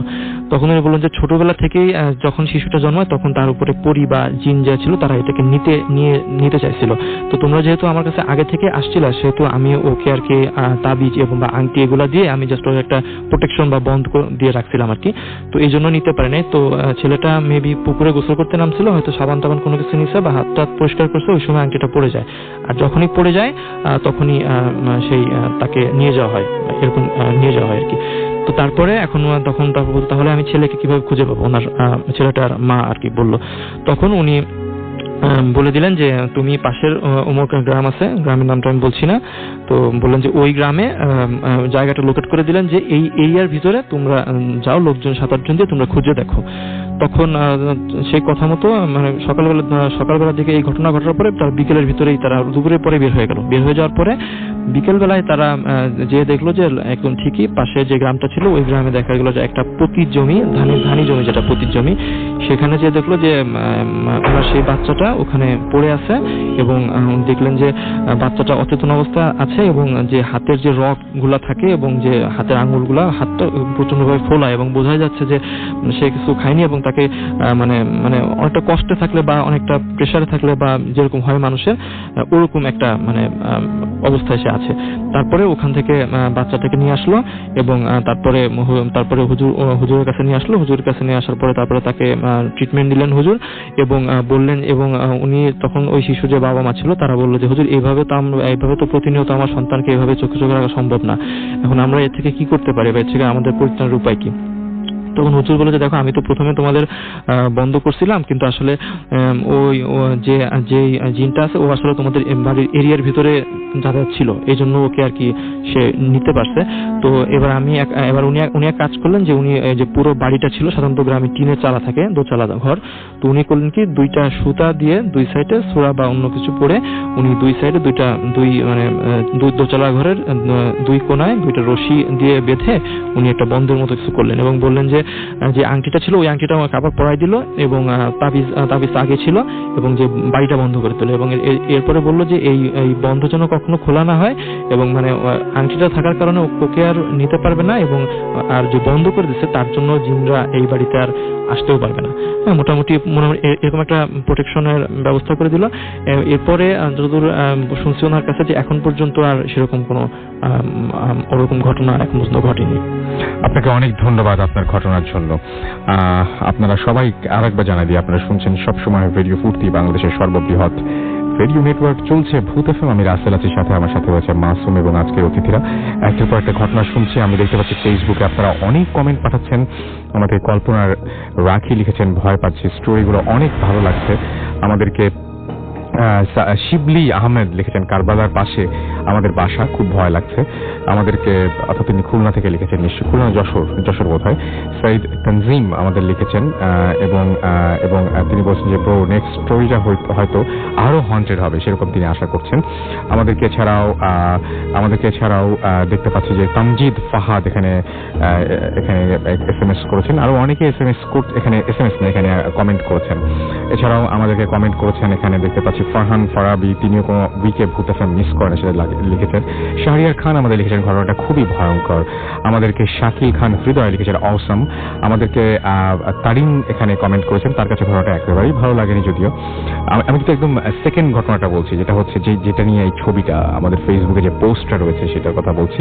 আমাদেরকে ঘুমন্তপুরী তানিশা লিখেছেন যে ঘুমন্তপুরী তানিশা আপনাকে আপনার নিজের নাম মনে হয়, আমি ঠিক জানি না। ঘুমন্তপুরী তানিশা নিশ্চয়ই আপনার নিজের নাম নয়। এনিওয়েজ আপনি এখানে লিখেছেন যে তিনি লিখেছেন যে একটা ভূত ধরে আপনার সামনে এনে দিয়ে দেখান, না হলে আপনার কাছে সব জিনিসটাই খুব ফাজলামি মনে হয়। পৃথিবীতে এমন অনেক কিছু আছে তানিশা যেটা আপনি প্রমাণ করতে পারবেন না। আপনি নিজেও যে আপনি কে এটা আপনি প্রমাণ করতে পারবেন না। কিন্তু আসলেই সিরিয়াসলি আমি জানি না যে আসলে ওই এই টাইপের আলাপে গেলেও আসলে মানে সেই পরিমাণ ব্যাপারটা আপনাকেও বুঝতে হবে। আসলে আমি ঠিক জানি না যে আপনি কতটুকু বুঝবেন। জীবনে অনেক কিছুই বিশ্বাসের উপরে চলে, এটুকু তো আমরা বুঝি, তাই না? জীবনে অনেক কিছু বিশ্বাসের উপরে পড়ে। আমরা কাউকে ভালো বা খারাপ, কেউ ভালো কেউ খারাপ, কাজ দেখে যত না আমরা সেটা প্রমাণ পেয়ে যত না বেশি একটা মানুষকে বিশ্বাস করি, তার চাইতে বেশি প্রথমে কিন্তু ধরে নেই যে হ্যাঁ এই মানুষটা ভালো, এই মানুষটা খারাপ। এই জন্য কিন্তু মাঝে মাঝে আমাদের বিশ্বাসে বিভিন্ন প্রমাণ পেলে যখন খারাপ লাগে আবারও ঠিক হয়ে যায়, না এই মানুষটা তো আসলে ভালো, এরকম করার কথা না। অনেক কিছু চলে বিশ্বাসের উপর। আপনি যদি বিশ্বাস না করেন তাহলে ফাইন, আপনার কোনো অসুবিধা নাই, আপনার আসলে তাহলে কিচ্ছু নাই। আপনি যদি বিশ্বাস না করেন তাহলে যে জায়গাটা আপনি এইমাত্র দেখেছেন উল্টা দিকে ঘুরে থাকার সঙ্গে সঙ্গে আপনার মাথার পেছনে সেই জায়গাটা নাই। আপনি যদি মনে করেন যে যা নাই তাহলে নাই, মানে যদি আপনি তাকান দেখেন, তখন আপনি যদি মনে করেন যে আমি না দেখা পর্যন্ত আসলে কোনো কিছুই নাই, আসলে কিন্তু আপনি যেটা দেখছেন না সেটা যে আছে তা কিভাবে আপনি প্রমাণ করবেন? আপনি যতক্ষণ পর্যন্ত ঘুরে আবার জানা দিকে না তাকাবেন ততক্ষণ পর্যন্ত কিন্তু আসলে নাই সেই জিনিসটা। আমি জানি না কতটুকু বুঝাতে পারলাম। আমি যেটা বলতে চাই সেটা হচ্ছে অনেক কিছুই বিশ্বাসের উপর যায়। আপনি বিশ্বাস না করলে ফাইন, কোনো সমস্যা নেই, এটা কমপ্লিটলি আপনার ব্যাপার। আর যদি আপনি বিশ্বাস করেন তাহলে ফাইন। তবে আমার যেটা মনে হয় যে ভয় পাওয়ার জন্য বা ভালো লাগার জন্য এত গভীরে যাওয়ার মনে হয় দরকার নেই। একটা ঘটনা শুনছেন, সেই ঘটনাটার যিনি একটা সমস্যা নিয়ে বয়ে বেড়াচ্ছেন, সুতরাং সেটা আপনি মানে সামনেই দেখতে পাচ্ছেন। হৃদয় আমাদের লালবাগ থেকে লিখেছেন যে তার কাছে ঘটনাগুলো ভালো লাগছে। টিপু আমাদের কাছে লিখেছেন যে চরম হচ্ছে, this is my first SMS। আলামিন আমাদের লিখেছেন খিলক্ষেত থেকে, টাঙ্গাইল থেকে। নাহিয়ান আমাদের লিখেছেন বয়রা থেকে। এছাড়াও আমাদেরকে কবি জিঞ্জিরা থেকে লিখেছেন। এছাড়াও আমাদেরকে লিখেছেন সুদীপ সিলেট থেকে, এবং তিনি তার কাছে স্টোরি রয়েছে সেটা তিনি জানিয়েছেন, সেটা আমাদের কাছে অবশ্যই পাঠিয়ে দিন। আমাদেরকে অজিত নবাবগঞ্জ থেকে লিখেছেন যে ব্যাকগ্রাউন্ড মিউজিকটা অসম। আমাদেরকে পিয়া লিখেছেন রাজশাহী থেকে যে সব স্টোরিগুলো সুপার। আমাদেরকে নাইম চট্টগ্রাম থেকে লিখেছেন আই লাভ ভূত এফএম। ডক্টর শুভ কল্যাণপুর থেকে লিখেছেন যে ভাই আচ্ছা তিনি দোয়া করতে বলেছেন সবাইকে। আমাদেরকে রবি আমরা 3 জন লিখেছেন যে মাহাদি, সেলিম সহ আরো অনেকে তারা শুনছেন আমাদের সাথে। নাদিম আমাদের সাথে রয়েছেন, মুরাদ আমাদের সাথে রয়েছেন। আচ্ছা, যে দোয়া করতে বলছেন প্যালেস্টাইনের জন্য উনি দোয়া করতে বলেছিলেন সবাইকে। SR সৈকত বরিশাল থেকে আমাদের SMS করেছেন। নিশাত আমাদের SMS করেছেন, এবং তিনি আমাদের সাথে রয়েছেন এই মুহূর্তে লন্ডন থেকে। আমি জানি না কার মাধ্যমে SMS টি পাঠিয়েছেন তিনি। আমাদেরকে প্রমি SMS করেছেন। এছাড়াও আরিফ আমাদের SMS করেছেন সবুজ তারাশ থেকে। আমাদেরকে দেখতে পাচ্ছি বৈশাখী SMS করেছেন। সাব্বির আমাদের SMS করেছেন আই লাভ ভূত এফএম। প্রিয়া লিখেছেন সিলেট থেকে স্টোরিগুলো অসম। আমাদেরকে আবরার লিখেছেন আই লাভ ভূত এফএম, তিনি হাজারিবাগ থেকে লিখেছেন। এছাড়া আমাদেরকে সৈয়দ নারায়ণগঞ্জ থেকে লিখেছেন যে লাস্ট স্টোরিটা অসম ছিল। আমাদেরকে এছাড়াও লিখেছেন আনিস। এছাড়াও এখানে দেখতে পাচ্ছি MD পলাশ রানা SMS করেছেন আমাদেরকে আরো অনেকেই। আমি পরবর্তী ঘটনায় যাব এবং এর মাঝখানে আরো একবার জানিয়ে দিই, যদি আপনারা আমাদের SMS করতে চান তাহলে মোবাইলের মেসেজ অপশনে গিয়ে টাইপ করুন ফুর্তি FORTI স্পেস দিয়ে লিখুন আপনার নাম, স্পেস দিয়ে আপনার মেসেজ পাঠিয়ে দিন 940 নাম্বারে। যদি আমাদের ইমেল করতে চান তাহলে আমাদের ইমেল অ্যাড্রেসটি হচ্ছে bhutfm@radiofurti.fm, which is bhutfm@radioforti.fm। আপনার নাম, ঠিকানা এবং ফোন নাম্বার সহ আপনার জীবনে ঘটে যাওয়া সেরা ঘটনাগুলো পাঠিয়ে দিন আমাদের কাছে। আমরা এবার চলে যাব পরবর্তী ঘটনা। আপনার নামটা একটু প্লিজ বলবেন, কি নাম এবং কোথা থেকে আপনি এসেছেন? আমার নাম মুনির, আমি এসেছি ময়মনসিংহ জেলার মুক্তাগাছা থানা চেচুয়া বাজার থেকে। আমি যে ঘটনাটি শেয়ার করব সেটি হলো টাঙ্গাইলের মধ্যপুরের একটা প্রত্যন্ত অঞ্চলে ঘটে যাওয়া। ঘটনাটি ঘটেছিল 2005 সনে। 2005-এ সেখানে একটা লোক কিছু ব্ল্যাক ম্যাজিক করতো, আর আপনার ওই মাছ মেরে সে সংসার চালাতো। ব্ল্যাক ম্যাজিকটা মাঝে মাঝে করতো আর কি, সুযোগ বুঝে। তো একদিন সে মাছ মারতে গিয়ে মানে বাড়ির পাশে একটা খাল আছে, খালে মাছ মারতেছে। মানে সে 10টার দিকে মাছ মারতে গেছে, মাছ মারতে মারতে দুপুর হয়ে গেছে। দুপুরের পরে সে যখন যখন এটা জাল তুলতেছিল যে এখন আমি চলে যাবো বাড়িতে, এই মুহূর্তে সে জালটা তুলে দেখে যে জালের ওপর একটা ছোট শিশু, যেটা দেখে মনে হইতেছিল যে এইমাত্র জন্ম নিছে, কেউ ফেলে দিছে এমন কিছু একটা, বা যে কোনো ভাবে যে কোনো একটা কিছু, মানে শিশুটার নাকটা কাটা হয়নি। তো এটা দেখে সে তখন মনে মনে তার আগে মানে তখন হুট করে তার মনে হয়ে গেল যে এই ধরনের শিশুর মানে হাড্ডি দিয়ে তো ভালো ব্ল্যাক ম্যাজিক করা যায়, আমি একটা বইয়ে পড়েছিলাম, তো এটার আমার হাড্ডি সংগ্রহ করতে হবে। এটা বলে সে শিশুটার হাড্ডিটা তার পাশে কাঁটাতে ঘিরে ফেলে কতক্ষণ অপেক্ষা করতে থাকে, দেখে যে এটা আসলে কোনো কিছু হয় কিনা। সে আবার নদীতে খালে জাল ফেলে মাছ ধরার জন্য। তো মাছ ধরতেছে মানে ধরার জন্য ফেলছে, কিন্তু মানে কোনো মাছ উঠতেছে না, অনেকক্ষণ হয়ে গেছে উঠতেছে না। পরে বললো না থাক, এখন আমি চলে যাই। সে যখন জালটা গোছালো মানে তুলে ফেললো, যখন সে মাছ রাখার পাত্রটা দিকে তাকালো, তখন তাকিয়ে দেখে যে সেখানে কোনো মাছ নেই, অথচ সে অনেকগুলো মাছ মেরেছিল। মানে সে তখন অবাক হয়ে গেল যে আমি এতগুলো মাছ মারলাম, এখান থেকে তো লাভ দিয়ে মাছ যাওয়ার কথা না। তার মাছ রাখার পাত্রটার মুখটা মানে একটা জাল দিয়ে আটকানো, এটা মাছ দেওয়ার কথা না। সে মানে নার্ভাস হয়ে গেল, বললো যে হয়তো বা কিছু একটা ঘটতেছে, যখন মানে কিছু একটা পাইতে যাচ্ছি তখন আমার সাথে কিছু একটা করতেছে, থাক এটা ব্যাপার না। সে তখন বাড়িতে চলে যায়। বাড়িতে যাওয়ার পর তার বউ বলে যে কি ব্যাপার, আজকে তুমি মাছ ছাড়া বাইরে আসলা? তখন তার বউ বললো যে প্রতিদিনই মাছ আনতে হবে এমন কোনো কথা হইলো, একদিন মাছ ছাড়া আসছি, সমস্যা কি? তো বাড়িতে গিয়ে সে গোসল করে যখন সে মানে ঘুমে গাদার শরীরে তেল দিয়ে যখন ঘুমে গিয়ে আয়নার সামনে দাঁড়িয়ে মাথাটা মানে চিরুনিতে আশ্রিত নেয়, তখন সে আয়নাতে খেয়াল করে তার পাশে একটা ওই শিশুটা সুন্দরভাবে ভাসতেছে আর কান্না করতেছে। সে আওয়াজ পাইতেছে না, কিন্তু মুখ দিয়ে যে কান্নার যে অঙ্গভঙ্গি সেটা হইতেছে। তো সে সেখানে মানে দেখে ভয় পায়, আবার ভয় বলে যে না থাক, এটা হতেই পারে আমার সাথে, কারণ তাকে আমি গাড়ছি, সেটা হতেই পারে স্বাভাবিক। এটা মনে করে সে আর কোনো কিছু করে না করে সে তার বউ তাকে খাবার দেয়, খাবার দাবার খেয়ে বিকালবেলা বাইরে বের হয়ে তার সাথে কিছু অদ্ভুত ঘটনা ঘটে বাহিরে। যখন সে পাশে আসে বাইরে থেকে, রাস্তায় কিছু অদ্ভুত ঘটনা ঘটে, মানে সামনে হঠাৎ করে মানে দেখা গেল যে অদ্ভুত কিছু আচরণ হইতেছে, তাকে কেউ টেনে ধরতেছে, তাকে কেউ ধাক্কা দিতেছে, এই টাইপের কিছু। সে তারপর বাড়িতে চলে আসার পর মানে রাত্রে খাওয়া দাওয়া করে শুয়ে পড়ে। তো শুয়ে পড়ার পর রাত্রেবেলা হঠাৎ করে একটা আওয়াজ হয় তাদের টিনের চালে, যে মানে কিছু যেন একটা অনেক ভারী, কিছু যেন একটা অনেক উপরে থেকে পড়লো এমন। তারপর সে মানে দুজনেই ঘুম থেকে সজাগ পেয়ে যায় আওয়াজ পেয়ে, লাইট জ্বালিয়ে দেখে যে উপর দিকে তাকিয়ে দেখতে খুঁজতেছে, হঠাৎ করে দেখে যে পুরো একটা কিছু টিনের চালের উপর পড়লে টিন কিন্তু মানে নিচের দিকে ডেবে যায়, এরকম টাইপের যে টিনটা ডেবে গেছে এবং সেটা আস্তে আস্তে গড়িয়ে মানে নিচের দিকে পড়তেছে। তো তারা দেখে ভয় পায় যায় এবং দেখে যে একটু পরে দেখে যে মানে প্রথম গড়ায় পড়ার পর মাটিতে পড়ে, টুপ করে আওয়াজ হওয়ার পর মানে অনেক কান্না করতেছে, তারা দুজনে শুনতে পায়। তার ওয়াইফ অনেক ভয় পেয়ে যায়, তার ওয়াইফ তার হাজবেন্ডকে বলে যে এগুলো কি, এটা কেন, মানে তুমি তো অনেক কিছু জানো, এরকম কান্না করতেছে কেন, এরকম কি একটা, এটা কি, মানে কি কান্না করতেছে? পরে তার স্বামী বলে যে এখন কিছু বলবো না, সকালবেলা বলবো না, এটা আমার একটু ভাবতে হবে, বই পড়ে দেখতে হবে। তো সকালবেলা যখন সে ওঠার পর তার ওয়াইফ জিজ্ঞাসা করলো যে ব্যাপারটা কি, তখন সে বললো যে না ওটা কিছু না, ওটা আমি তো অনেক কিছু জানি, এই জন্য আমার সে কিছু একটা লাগছে, কিছু একটা অদ্ভুত টাইপের কিছু লাগছে আমাকে ভয় দেখানোর জন্য, এই জন্য কিছু একটা। সে তখনও ব্যাপারটা বলে না তার ওয়াইফকে যে এরকম কিছু করছিল। তো তারপর মানে তারপরের দিনও মানে দিনের বেলা যখন সে গোসল করতে যায়, তার শরীরটা ওই কবিরাজের শরীরটা একটা তাবিজ দিয়ে বাঁধা, মানে বন্ধ করা ছিল, যেন সেটা না হয়, যেন তাকে কোনো ক্ষতি করতে না পারে, এই জন্য। তো মানে সকালবেলা যখন গোসল করতে যায়, মানে যখন দুপুরবেলা গোসল করতে যায়, তখন তার হাতে তাবিজটা ছিল। গোসল করে আসার পর দেখে মানে তার ওয়াইফ বলতেছে কি ব্যাপার, তোমার হাতে না তাবিজ ছিল, তাবিজ কোথায়? তখন বললো তাকে দেখে হ্যাঁ তাবিজ নেই। পরে বললো যে কোথায় গেল, সেটার রহস্যটা বের হয়নি। হ্যাঁ, তারপর সে মানে বললো যে আজব ব্যাপার, এটা কি হলো? তারপর সে রাত মানে এরকম খাইতে গেছে, খাওয়ার পর মানে দুপুরবেলা খাওয়া দাওয়া করে বাইরে বাজারে গেছে, বাজার থেকে তার আসতে একটু দেরি হয়ে গেছে। আসার পথে তখন সেই করতেছে মানে যখন আসতেছিল তখন তার পায়ের মধ্যে মানে দুই হাত দিয়ে কে যেন ধরে ফেলছে রাত্রেবেলা। সে সেটা দেখে ভয় পেয়ে গেছে, কি ব্যাপার, তাকাই দেখে যে ওই বাচ্চাটা তাকে ধরে ফেলছে, আসতে দিতেছে না।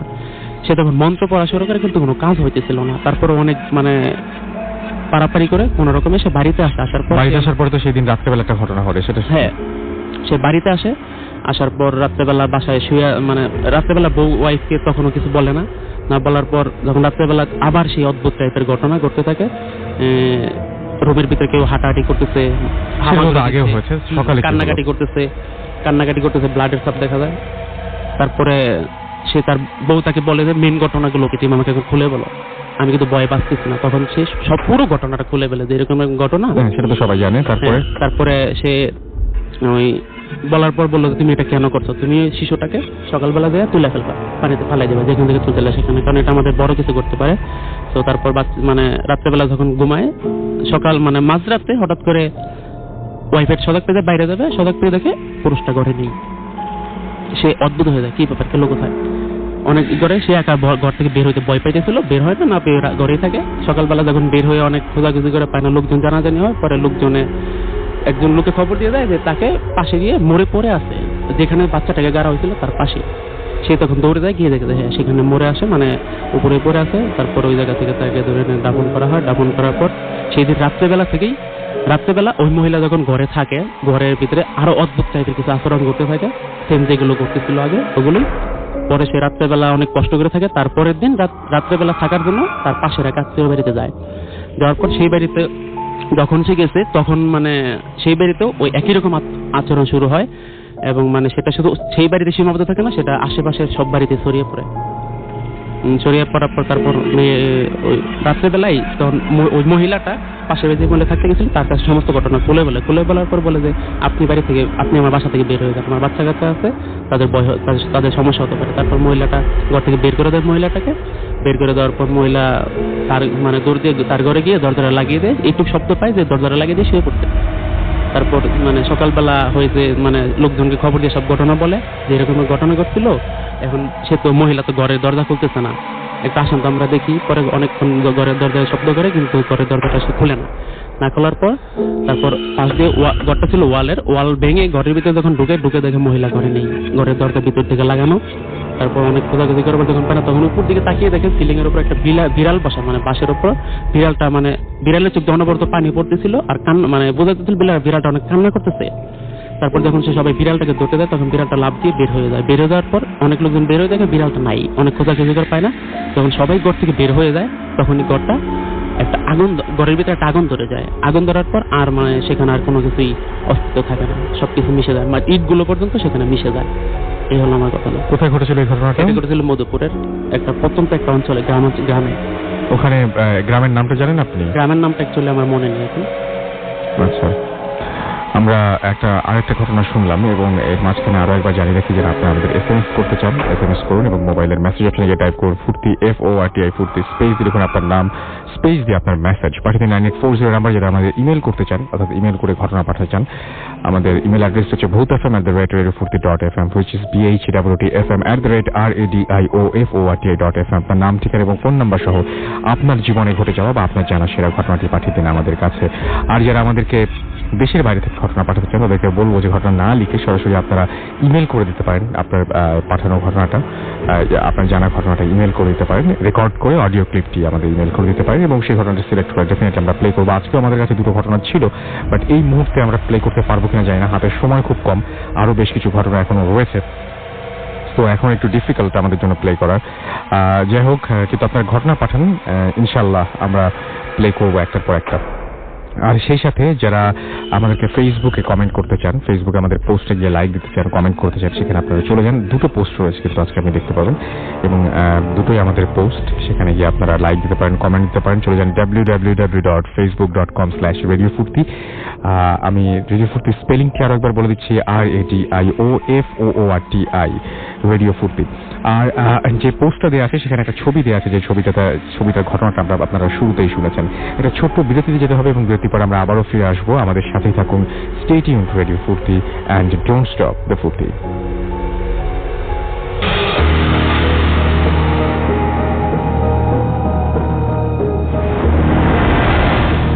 নমস্কার রাসেল ভাইয়া, আমি ইন্ডিয়া থেকে বলছি, ইন্ডিয়ার কলকাতা থেকে বনশ্রী পাল বলছি। আপনাদের ভূত এফএমের আমি অনেক বড় ফ্যান। আমি ডিরেক্ট অন এয়ার যেটা হয় সেটা তো আমি শুনতে পারি না, কিন্তু প্রত্যেকটা এপিসোড আমি ডাউনলোড করে করে শুনি। আমার জীবনে বলবো না, আমার বাবার জীবনে কয়েক বছর আগে একটা অদ্ভুত ঘটনা ঘটে। অ্যাকচুয়ালি আমার বাবা বাংলাদেশেই থাকতেন, তো উনি অনেক বছর আগে ইন্ডিয়া চলে আসেন। তো ইন্ডিয়া আসার পর ওনার জীবনে অনেক কিছু ঘটনা ঘটে, কিন্তু তার মধ্যে দিয়ে আমি আজকে যে ঘটনাটা আপনাদের সাথে শেয়ার করছি, সেই ঘটনাটা হচ্ছে সব থেকে অদ্ভুত আমার কাছে। আপনাদের শো এখন অনেক চেঞ্জ হয়ে গেছে, তো আমার মনে হলো যে এখনকার শোয়ের জন্য এই ঘটনাটার অনেকটা সুইটেবল। আচ্ছা, যাই হোক, সরাসরি আমি আমার ঘটনা চলে যাচ্ছি। সম্ভবত সাল 2005 কি 6 নাগাদ আমার বাবা, আমার মেসো অর্থাৎ আমার মাসির হাজবেন্ড, ওনারা দুজন ঘুরতে যান। মেদিনীপুর বলে একটি জায়গা আছে, সেখানে ঘুরতে যান। তো ওখানে ঘুরতে গিয়ে ওখানে একজনের বাড়িতে যাবেন বলে ঠিক করেন। তো ওনারা ওখানে পৌঁছতে বিকেল হয়ে যায়। মেদিনীপুর পৌঁছতে তো ওনারা পৌঁছে একজন ভ্যানালাকে বলেন যে একটা জায়গার নাম বলেন যে এই জায়গাটা কোন দিকে। তো ভ্যানালা বলে যে এখান দিয়ে অনেকটা হাঁটতে হবে, 5-6 কিলোমিটার হাঁটতে হবে বা গাড়ি নিয়ে সেখানে ওই জায়গাটায় নামতে হবে। তখন বাবারা বলে যে ঠিক আছে, তাহলে ভ্যানে চলো। তখন ভ্যান বলছে না, এখন সন্ধ্যে হয়ে গেছে, আমরা ওই রাস্তা দিয়ে যাবো না, ওই জায়গাটা যাওয়ার এই রাস্তা ছাড়া কোনো রাস্তা নেই, আর আমরা এই রাস্তা দিয়ে যাবো না, কারণ এখন সন্ধ্যে হয়ে গেছে। বাবা বলছে তো সন্ধ্যে হয়ে গেছে তো কি হয়েছে, চলুন, আপনার যত টাকা লাগবে আমি দেবো। তখন বলছে না, টাকার জন্য না, কিন্তু আমি যাবো না। তো বাবারা বলে, বাবা অন্য ভ্যানকে জিজ্ঞেস করে, এরকম করে 3-4টে ভ্যানকে জিজ্ঞেস করে, কোনো ভ্যানে যেতে রাজি হয় না। শেষমেশ অনেক কষ্টে একটা ভ্যান পায়। তারা বলে যে আপনাদের আমি কিছুটা রাস্তা দিয়ে গিয়ে দেবো, যে তারপরে রাস্তা আপনাদের পায়ে হেঁটে যেতে হবে, তারপরে অব্দি আমরা যেতে পারবো না। তখন বাবা বলছে যে ঠিক আছে, তুমি কিছুটা রাস্তা এগিয়ে দাও, তারপর তুমি আমাদের রাস্তাটা দেখিয়ে দিও। বলছে ঠিক আছে। ওনারা ভ্যানে ওঠে কিছুটা রাস্তা যাওয়ার পর ভ্যানালা বলে এর থেকে বেশি আমি যেতে পারবো না। তখন যাই হোক, বাবা বলে যে এখানে তাহলে কিভাবে যেতে হবে। বাবা আলাদের বলে যে আপনি সোজা হেঁটে যাবেন, দেখবেন দুধারে জঙ্গল, আপনি ওখানে পৌঁছে যাবেন। তখন বাবা বলছে ঠিক আছে। এবার ওনারা হাঁটতে শুরু করেন। ওনাদের কাছে একটি টর্চ ছাড়া আর কিছু ছিল না, আলো মতো কিছু ছিল না। জায়গাটা অনেক গ্রামের ভেতরে, তো সুতরাং ওখানে কোনো আলোর ব্যবস্থা ছিল না। রাস্তা জুড়ে দুদিকে শুধু শ্মশান, কোনো জায়গায় জঙ্গল, কোনো জায়গায় বড় বড় গাছ, কোথাও কোনো লোকালয়ের কোনো চিহ্ন নেই, শুধু জঙ্গল আর জঙ্গল। তারপরে তো তারা হাঁটতে শুরু করেন, অনেকটা হাঁটেন, হেঁটেই যান, তাদের পথা শেষ হয় না। তো কোনো আলো নেই, তাদের মনে ভয় লাগতে থাকে, কারণ ওই সময়টা তার আগে তারা ভ্যানালাকে যখন জিজ্ঞেস করেন, ভ্যানে বসেছিলেন, তখন ভ্যানালাকে জিজ্ঞেস করেন যে এই রাস্তায় কেউ আসতে চাইছে না কেন। তখন ভ্যানালা বলে যে আসলে এই রাস্তায় অনেক ডাকাতি হয়, মানুষ খুন করে ফেলে রাখা হয়, তো এখানে অদ্ভুত অনেক ঘটনা ঘটে, তার উপর ডাকাতিও হয়, ওটার একটা অদ্ভুত ঘটনা ঘটে। ওখানে অনেক তান্ত্রিকদের প্রকোপ থাকে, তারা মানে নরবলি দেয়, এরকম শোনা যায়। সেজন্য রাতের পর সন্ধ্যের পর ওখানে কেউ যেতে চায় না, আলো নিভে যাওয়ার পর আর কেউ যেতে চায় না, আর ওখানে কোনো আলোর ব্যবস্থাও নেই। তখন বাবারা মনে সাহস রেখে, যাই হোক ভ্যানালা কোনো কথা শোনার সত্ত্বেও মনে সাহস রেখে হাঁটতে থাকে, কারণ ওনাদের ওই বাড়িতে পৌঁছতেই হবে, নাহলে ওদের থাকার মতন কোনো আস্থানা নেই। ওনারা হাঁটতে থাকেন, কোনো আলোর তো চিহ্ন পান না। তারপরে হাঁটতে থাকেন, কিছুক্ষণ পর বাবা খেয়াল করে যে জঙ্গলের দুধারে জঙ্গলের উপরে আর কি হঠাৎ করে আলো, দিনের বেলা যেমন আলো হয়, সূর্য আলো দিলে যেমন আলো হয়, সূর্য যদি একদিকেই আলো দেয়, যতটা আলো হবে ঠিক তেমন রাস্তার দুধারে জঙ্গলে ওর অদ্ভুত আলো। কোথা থেকে কোনো আলোর তো কোনো চিহ্ন নেই, কারণ কোনো লাইট পোস্ট নেই, কোনো তখন রাত্রিবেলা, তখন তো সূর্য থাকবে না, কোথা দিয়ে আলো। তো বাবা দেখতে দিয়ে আলো দেখতে থাকেন। তো মেশোকে দেখায় যে দেখো ওইখানে আলো, আমার মেশোর নাম সুব্রত, আমার মেশোকে দেখায় যে দেখো দুদিকে আলো। তো মেশো কোথাও দেখতে পায় না। মেশো পরে কিছুক্ষণ পর মেশো খেয়াল করেন যে সত্যি দুদিকে রাস্তা আলো পুরো ভর্তি হয়ে যাচ্ছে, এবং আলোটা অদ্ভুত ভাবে বাবা যেমন ভাবে হাঁটছে, বাবাদের সঙ্গে আলোটা এগোচ্ছে, পেছনে না সামনে না, ঠিক বাবাদের সঙ্গে ওই পুরো দুধার ধরে আলোটা বাবাদের সঙ্গে এগোচ্ছে। এরকম ভাবে তো বাবা একটু ভয় পেয়ে যান, অদ্ভুত বাবা অল্প ভয় পেয়ে যান, কিন্তু বাবা খুব সাহসী মানুষ, কিন্তু ভয় ভয় পেয়ে গিয়ে উনি মনে মনে মন্ত্র জপ করতে থাকেন, ঠাকুরের নাম নিতে থাকেন। এরকম করতে করতে বাবা চলতে থাকেন। কিছুক্ষণ চলার পর দেখেন দূরে অনেক আলো দেখা যাচ্ছে, মানে যে দূর থেকে কেউ যদি কোনো আলো নিয়ে দাঁড়িয়ে থাকে সেটা আপনার থেকে বহু দূরে, সেই যেটুকুনি জন্য বিন্দু বিন্দু আলো দেখা যায় তুমি বিন্দু বিন্দু আলো দেখতে পাবে। তো বাবারা বুঝতে পারেন যে ওনারা লোকালয়ের কাছাকাছি চলে এসেছে। ওনারা যতই আলোর কাছে এগোন, মানে ওই লোকালয়ের কাছে, তত যে আলোটা বাবাদের দুদিকে ছেয়েছিল জঙ্গলে, যে আলোটা আস্তে আস্তে আস্তে আস্তে আস্তে কোথায় যেন অদ্ভুতভাবে মানে মিশে যায়, ভ্যানিশ হয়ে যায়। বাবারা যখন গ্রামে মানে ওই লোকালয়ে পৌঁছায় বাজারে, তখন বাবারা যে আগে বাড়ি যাচ্ছিলেন তারা অদ্ভুত, মানে তারা একদম মানে আকাশ থেকে পড়ে, তারা একদম চমকে যায় যে কি করে এই রাস্তা দিয়ে আপনারা বেঁচে ফিরলেন, এই রাস্তা দিয়ে বেঁচে ফেরার কথা না, আপনি কি করে বেঁচে ফিরলেন, আপনার এই রাস্তা দিয়ে আপনার বেঁচে ফেরার কথা না, এই মানে এই রাস্তা দিয়ে কেউ সন্ধ্যের পর গেলে কেউ আর বেঁচে ফেরে না। তারা খুব মানে ভেঙে পড়েন কান্নায়, খুশিতে, যে না মানে এটা একটা অদ্ভুত ব্যাপার, তারাও এখন অব্দি উদ্ধার করতে পারেনি বা আমরাও ব্যাপারটাকে এখনো বুঝে উঠতে পারিনি আলোটা কোথা দিয়ে এসেছিল, আলোটা কিসের ছিল, আর কেই বাবাকে এত হেল্প করলো, আমার বাবাকে এত সাহায্য করলো, আর বাবা কি করে বা জঙ্গলটা পার করলো জানি না। সবাই বলে যে আমার বাবা ঠাকুর ভক্ত, হয়তো ঠাকুরই তাকে হেল্প করেছে, কিন্তু যেই হয়ে যাক না কেন এটা আজ অব্দি আমরা কোনো উত্তর পাইনি। যাই হোক, আর উত্তর চাই না, জানতে চাই না, কারণ আমার বাবা ওখান দিয়ে সুরক্ষিতভাবে ফিরে এসে এটাই আমার জন্য অনেক। যাই হোক, আমি আমার ঘটনা শেয়ার করলাম, আর আমি যদি পারি আমি আবার আপনাদের ঘটনা পাঠাবো। Thank you. ঘরটা আমার ছোট্ট কিন্তু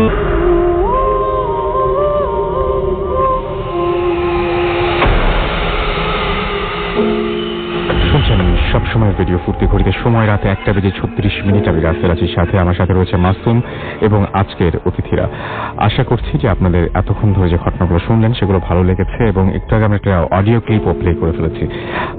আমাকে দেখতে পাচ্ছি যে অনেকেই SMS করছেন। আমি দেখতে পাচ্ছি যে রাফি আমাদের এখানে ফেসবুকে লিখেছেন যে সত্যি বলতে স্বপ্ন কখনো কখনো সত্যি হয়, এটা আমি মানি। আমাদেরকে এছাড়াও এখানে লিখেছেন, দেখতে পাচ্ছেন নাম নেই মেয়েটির অসাধারণ ঘটনা, সত্যিই ভয় পেয়েছি। আমাদেরকে এছাড়াও দেখতে পেয়েছি যে আরো অনেকে লিখেছেন এখানে, এবং মেহেরাজুল আলম শাফি লিখেছেন অসাধারণ একটা ঘটনা, অনেক ভালো লাগলো। এছাড়াও আমাদেরকে দেখতে পাচ্ছি অনেকেই এখানে লিখছেন, কারো কাছে ভালো লেগেছে, কারো কাছে ভালো লাগেনি। দিলীপ শর্মা লিখেছেন শুনবো। কিং খান, তার কাছে অবশ্য একেবারেই ভালো লাগেনি, নাম অবশ্য কিং খান। আমাদেরকে এছাড়াও কথা আমাদেরকে লিখেছেন, এছাড়াও আমাদের এখানে লিখেছেন নাইম ইসলাম সহ আরো অনেকে। এবং তিনি বলছেন যে মোহন কি মনে হয় শুনতে ভীষণ ভয়। আচ্ছা, এটা মনে হয় আমি পড়েছি। আরো অনেকেই কিন্তু এখানে কমেন্ট করছেন। আপনি যদি কমেন্ট করতে চান এবং যে প্রথম যে ঘটনাটা শুনলেন সেই ঘটনাটা যদি ছবি দেখতে চান, তাহলে আপনি চলে যান ফেসবুকে। আমাদের ফেসবুক পেজটার অ্যাড্রেস হচ্ছে www.facebook.com/Radio Furti। আর রেডিও ফুর্তির স্পেলিংটি আমি আপনাকে জানিয়ে দিই। রেডিও ফুর্তির স্পেলিংটি হচ্ছে RADIOFORTI। আমাদের কাছে SMS করেছেন এখানে নিলয়, আমাদের SMS করেছেন রায়পুরা থেকে। আমাদেরকে বিনয় ঢাকা ক্রিকেট থেকে SMS করেছেন, এবং অনেকদিন পর ভূত FM শুনতে বসলেন তিনি, এবং যখন থেকে ভূত FM শোনা শুরু করি তারপর থেকে অনেকদিন একটা এপিসোডও মিস দিতাম না। আজকে আবারও ফিরে এসেছেন বিনয়, এবং আশা করছি এখন থেকে আবারও শুনবেন। MD চাতক মানিকগঞ্জ থেকে লিখেছেন আমাদেরকে এছাড়াও তারেক লিখেছেন, এবং তিনি বলছেন যে তার আমি গত 2006 থেকে রেডিও ফুর্তি শুনছি, এবং তখন থেকে SMS করি, তার পড়া হয় না, আজকে পড়ে ফেলাম। হিমা আমাদের SMS করেছেন নরসিংদী থেকে, বাইজিদ আমাদের SMS করেছেন, এবং তিনি বলছেন লাস্ট স্টোরিটা শুনতে খুব ভয় লাগছে, মানে যেটা একটু আগে হলো। মজিব আমাদের ধানমন্ডি থেকে, মজিব এবং আবির আমাদের SMS করেছেন। আমাদেরকে মোহন SMS করেছেন, এবং SMS করেছেন আমাদেরকে দেখতে পাচ্ছি মাহমুদুল হাসান বাপ্পি। এছাড়া আমাদের লামিয়া SMS করেছেন আমাদেরকে নীরব, এবং তার প্রথম SMS এটি। আমাদেরকে কুয়াশা SMS করেছেন কবির সহ আরো অনেকে। আপনি যদি SMS করতে চান তাহলে মোবাইলের মেসেজ অপশনে গিয়ে টাইপ করুন ফুর্তি FORTI ফুর্তি, স্পেস দিয়ে লিখুন আপনার নাম, স্পেস দিয়ে আপনার মেসেজ পাঠিয়ে দিন 9840 নম্বরে। আমাদের সঙ্গে আরো একজন অতিথি আছেন যিনি নড়াইল থেকে ঢাকায় এসে আমাদের সাথে জয়েন করেছেন, এবং আপনার নামটা একটু প্লিজ বলবেন। হাই লিসেনার, আমি কাজী শানুর রহমান। আমি নড়াইল থেকে এসেছি। আচ্ছা, আপনাদের নড়াইলে আপনি একটা রাস্তার কথা বলছেন আমাদেরকে, যে রাস্তাটার জি। অনেক ঘটনা ঘটে এবং জি। যেহেতু নড়াইলে আজকে সব ঘটনাই ওইদিকে, নিশ্চয়ই অনেকে সেই রাস্তার ঘটনাটা জানে বা রাস্তার জি। ব্যাপারটা জানে। তো এটা কি হয় সেই রাস্তায়? জি, এই রাস্তাটা এমন একটা হরর প্লেস যেখানে রাত্রেবেলা অর্থাৎ সন্ধ্যার পরেই পুলিশ সেখান দিয়ে কোনো মানুষ যাতায়াত করতে নিষেধ করে, এমনই একটা হন্টেড প্লেস এটা। জায়গার নাম কি? এই জায়গাটার নাম হচ্ছে আপনার নোয়াপাড়া রোডটা, নড়াইল নোয়াপাড়া রোড। আচ্ছা, কি হয় সেখানে? এখানে নানা রকম একটা প্লেস আছে। ওই রাস্তা দিয়ে যাওয়ার সময় একটা জায়গা আছে, পাশে চিত্রা নদী এবং তার পাশে কিছু গোস্থান প্লাস শ্মশান টশান দিয়ে মারাত্মক একটা জায়গা। তো এখানে মানুষ গেলে নানা রকম ঘটনা এবং নানা রকম সমস্যার ভিতর পড়ে, যেগুলো তাদের জন্য খুবই আপত্তিকর। কি হয় সেখানে সেটা জানতে চাচ্ছি। জি, সেখানে আমি কয়েকটা ঘটনা বলি। একদিন একটা ছেলে যাচ্ছিল, তখন সে সাইকেল চালিয়ে যাচ্ছিল। তো হঠাৎ করে যখন ওই স্থানটায় পৌঁছালো, তখন সেখানে হঠাৎ করে একটা ঝুনঝুন ঝুনঝুন এই জাতীয় কিছু একটা শব্দ শুনতে পেল। তো ও হঠাৎ করে পিছনে তাকায়নি, তন্মধ্যে সাথে সাথে দেখে যে একটা ঘোড়া, তারপরে একটা ঘোড়ার বাচ্চা প্লাস ঘোড়ার উপরে একটা সাওয়ার, কিন্তু সেই সাওয়ারে কোনো মাথা নেই এবং সেখান থেকে টপ টপ করে রক্ত পড়তেছে। তো ও ওইটা দেখেই সাইকেলটা কন্ট্রোল হারিয়ে ফেলে এবং সেখানেই পড়ে যায়। তো পড়ে যেয়ে তারপরে ওখান থেকে পরের দিন সেখান থেকে লোকজন তাকে উদ্ধার করে, তারপরে তার জ্বর হয় এবং আস্তে আস্তে সে মৃত্যুর কোলে ঢলে পড়ে। তারপরে আরো একটা ঘটনা বলি। একদিন একটা লোক সে বলল যে ভাই এখান দিয়ে যাবো আমি। তো পুলিশে বলল যে ভাই এখানে যেন না, আপনি সমস্যা হতে পারে। তো উনি কোনো কথা তোয়াক্কা করলেন না, বরং উনি রওনা দিলেন। তো যাওয়ার সময় উনি যাচ্ছেন, তো যখন ওই স্থানটায় পৌঁছালেন তখন দেখলেন যে উনি একটা বাচ্চা ছেলে রাস্তার সাইড দিয়ে যাচ্ছে। তো পিচ্চি কান্নাকাটি করতেছে। উনি ভাবতেছে যে এখন এত রাত্রে বেলা এখানে একটা বাচ্চা ছেলে কিভাবে আসবে। তো উনি ভাবলেন যে দেখি একটু একে একটু আমি সাহায্য করতে পারি কিনা। তো তারপরে উনি সাইকেল থেকে নেমে বাচ্চাটাকে ফলো করতেছেন। তো ওনার এটা হুঁশ হচ্ছে না যে এটা কি আমি রাত্রেবেলা এইভাবে বন জঙ্গলের ভিতর দিয়ে সে বাচ্চাটা দৌড়াচ্ছে।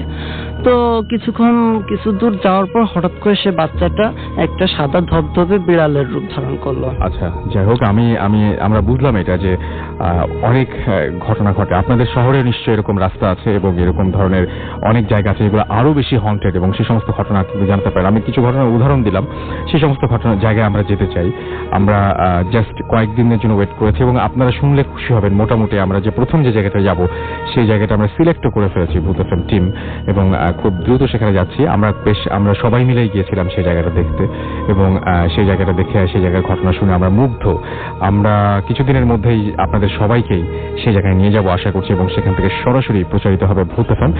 আপনারা জাস্ট একটু ওয়েট করতে হবে এবং সেই সাথে আমরা তো খুঁজে বের করেছি, আপনারাও খুঁজে বের করবেন। আমরাও খুঁজে বের করেছি, কিন্তু আমাদের লিসেনাররা আমাদের খবর দিয়েছেন।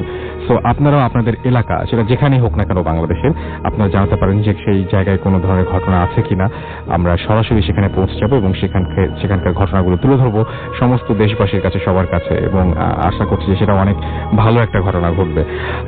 যাই হোক, আমাদের অনেকেই SMS করছেন, এখনো দেখতে পাচ্ছি SMS করছেন আমাদেরকে নিলয় রায়পুরা থেকে, SMS করছেন আমাদেরকে MD এহসান, তুলক ইসলাম, ফারহান আমাদের SMS করেছেন মিরপুর থেকে, সুমন চৌধুরী আমাদের SMS করেছেন, বৃষ্টি আমাদের SMS করেছেন, শাহানুর আমাদের SMS করেছেন অনেক ভয় পাচ্ছি, তরপা আমাদের SMS করেছেন বাড্ডা থেকে, তার কাছে একটু ভয় লাগছে।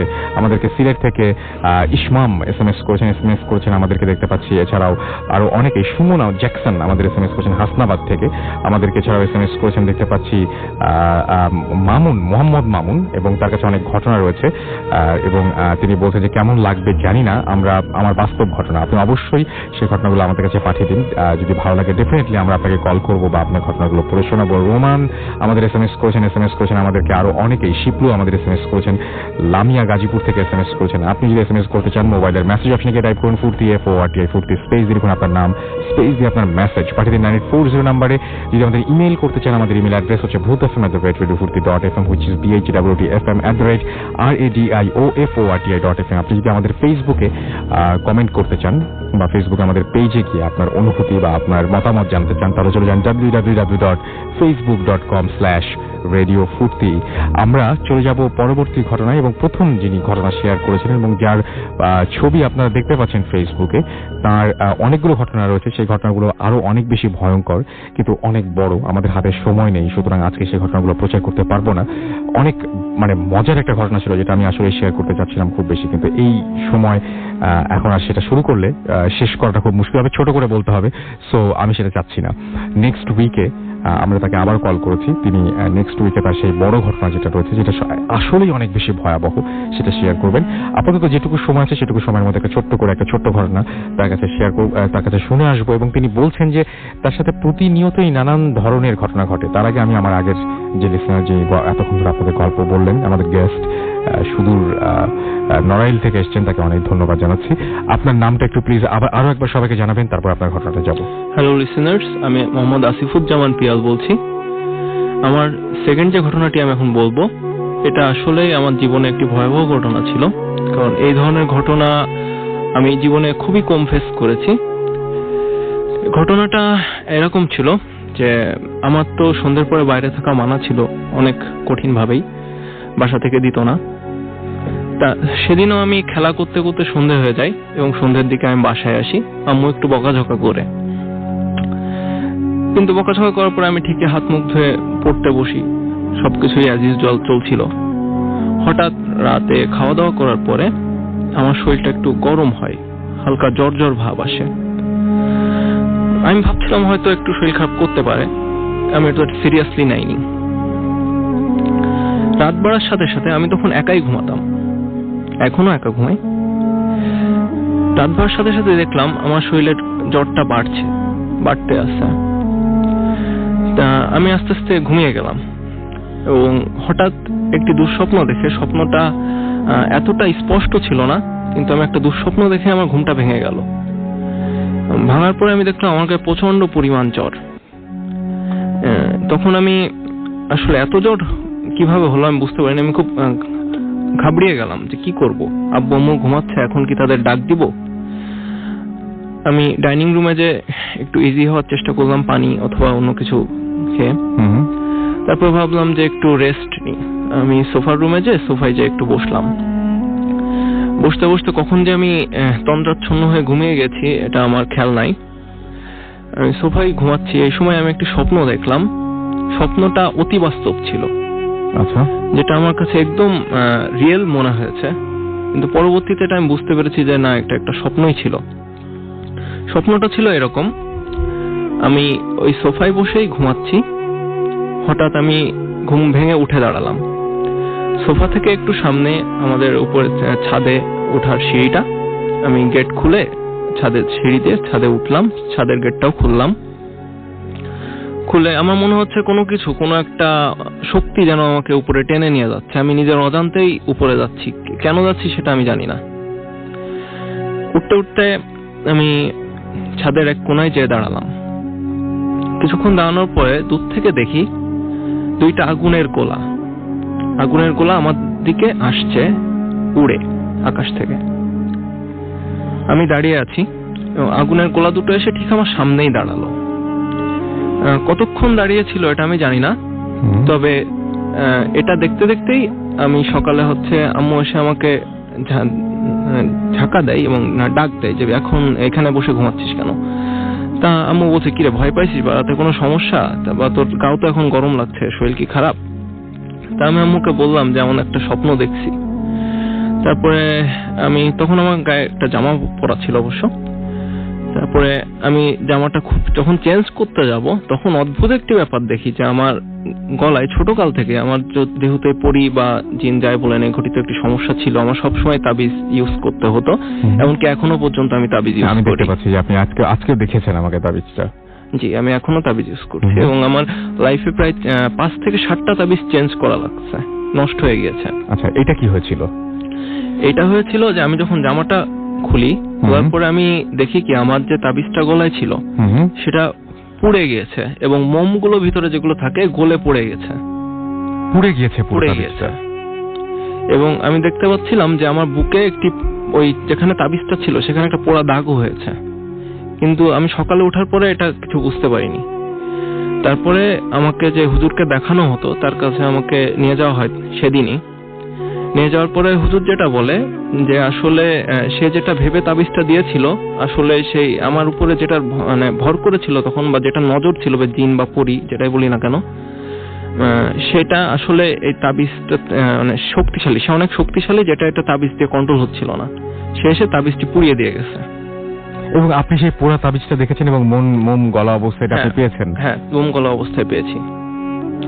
আমি শুরুতেই বলেছিলাম যে আপনার ঘটনাগুলো আসলেও অদ্ভুত, এবং তারপরে আপনাকে আবার নতুন তাবিজ নিতে হয়। এবং তিনি যখন বলে যে এই তাবিজ আসলে হবে না, এর থেকেও বেশি শক্তিশালী তাবিজ দিতে হবে, এবং এরপরে আমাকে আবার একটি তাবিজ দেওয়া হয়। তারপরে আমি আরো অনেকদিন ভালো ছিলাম, কিন্তু তারপরেও কিছু ঘটনা আমার সাথে নিয়মিতই ঘটছে এবং এখনো ঘটছে। ওকে, আমরা বাকি ঘটনাগুলো তো আগামী সপ্তাহে শুনবো। আমরা কিছু কমেন্ট পড়ে আসি। আমরা দেখতে পাচ্ছি যে এখানে আমাদেরকে লিখেছেন সাব্বির হোসেন, এবং তিনি লিখেছেন যে তিনি আমাদের সাথে নতুন জয়েন করেছেন, 2011 থেকে তিনি শোনেন রেডিও ফুর্তি। আমাদেরকে অচেনা পৃথিবীর জিহান SMS করেছেন এবং তিনি পিয়ালের আইডি চান, এটা তিনি আমাকে বলেছেন। এছাড়া আমাদেরকে দেখতে পাচ্ছি শ্রাবণ হাসান এখানে লিখেছেন, আমি রিয়েলি ভয়ে বরফ হয়ে যাচ্ছি, তার উপর বাইরেতে নাকি তিনি বেশ কুকুরের ডাকটাক শুনতে পাচ্ছেন, যার জন্য ব্যাপারটা, তার পরিবেশটা আরো বেশি ভয়াবহ। অনেক আমাদেরকে রফসান আল মাসুম ফেসবুকে লিখেছেন যে একটা অনুরোধ, যারা টুইটারে আছেন তারা ঘন ঘন এই ধরনের কিছু টুইট করুন, অন্যদেরকে করতে বলুন, আমাদের ব্যাপারটা, আমাদের চিৎকার ওদের জানিয়ে দিন। এছাড়া আমাদেরকে দেখতে পাচ্ছি যে আমাদেরকে দেখতে পাচ্ছি পিয়াল ভাই, আপনার লাইফটা আসলেই অনেক মিস্টেরিয়াস, এটা একজন লিখেছেন আমাদেরকে, নিপুণ ফেসবুকে লিখেছেন। এছাড়া আমাদেরকে এখানে লিখেছেন দেখতে পাচ্ছি দীপু, আচ্ছা, এছাড়াও লিখেছেন মোহাম্মদ শাকিল সিদ্দিকী, জোবাইরুল আলম জারাফ আমাদের এখানে লিখেছেন, মেহেদি হাসান রুবেল লিখেছেন আমাদেরকে দেখতে পাচ্ছি আফজারুর রহমান মোনা। এছাড়া আমাদেরকে আশরাফুল ইসলাম লিখেছেন, রাইজিং বাপ্পি লিখেছেন আমাদেরকে নিশাত। এছাড়াও আমাদেরকে ইয়াসিউর রেজা লিখেছেন আমাদেরকে আরো অনেকেই ফেসবুকে লিখেছেন। SMS এও দেখতে পাচ্ছি অনেকে SMS এখনো করে যাচ্ছেন। শাবনুর আমাদের ঢাকা থেকে SMS করেছেন, এই প্রথম তিনি ভূত FM শুনছেন। মিম বরিশাল থেকে আমাদের SMS করেছেন জায়সা এবং ফারাজ আজিমপুর থেকে, এবং তিনি বলছেন ভূত FM আজ সত্যি খুব ভয়ঙ্কর হচ্ছে। নিলয় রায়পুরা নার্সিন্দি থেকে লিখেছেন যে ব্যাকগ্রাউন্ড সাউন্ডের জন্য মাসুম ভাইকে থ্যাঙ্কস। আনু আমাদেরকে লিখেছেন আই লাভ ভূত FM। আমাদেরকে এছাড়াও দেখতে পাচ্ছি লিখেছেন তানজিমুর চট্টগ্রাম থেকে, তার SMS-টি পড়তে বলেছেন। আমাদেরকে লামিয়া SMS করেছেন গাজীপুর থেকে। নাদিম তামান্না আমাদের SMS করেছেন আমাদেরকে দেখতে পাচ্ছি। এছাড়াও ডনি ধানমন্ডি থেকে, আমাদেরকে মুমিন SMS করেছেন মিম বরিশাল থেকে, খুব ভালো লাগছে তার কাছে। আমাদেরকে জেরিন লিখেছেন ভয় করছে আবার ভালো লাগছে তার কাছে। আমাদেরকে এছাড়াও লিখেছেন দেখতে পাচ্ছি SRK হংকং, এবং আমাদেরকে SMS করেছেন দেখতে পাচ্ছি মজিব ধানমন্ডি 9 থেকে। এছাড়া আমাদেরকে এমডি মেহরাব SMS করেছেন অমিত এবং সনি সহ আরো অনেকের SMS পড়া হলো না, অনেকের SMS বাকি থেকে গেল পড়াটা, কারণ হাতে আর সময় নেই। কথা হবে আবারও আগামী সপ্তাহে। তার আগে জানিয়ে দিই আমাদেরকে অবশ্যই আপনি ইমেল করতে ভুলবেন না আপনার ঘটনাগুলো, আপনার জীবনে ঘটে যাওয়া বা আপনার জানা যেটাই হোক না কেন সেই ঘটনাগুলো লিখে আমাদের কাছে পাঠিয়ে দিন। আমাদের অ্যাড্রেসটি হচ্ছে bhootfm@radiofurti.fm। আমি স্পেলিংটি বলে দিচ্ছি, BHOOTFM@radiofurti.fm। আপনার নাম, ঠিকানা এবং ফোন নাম্বার সহ আপনার জীবনে ঘটে যাওয়া সেরা ঘটনাগুলো লিখে পাঠিয়ে দিন আমাদের কাছে। আর অবশ্যই শুরুতে উল্লেখ করুন যে ঘটনাটি আপনি এখানে এসে শেয়ার করবেন নাকি আপনি চান যে আপনার ঘটনাটা আমরা পড়ে শোনাই।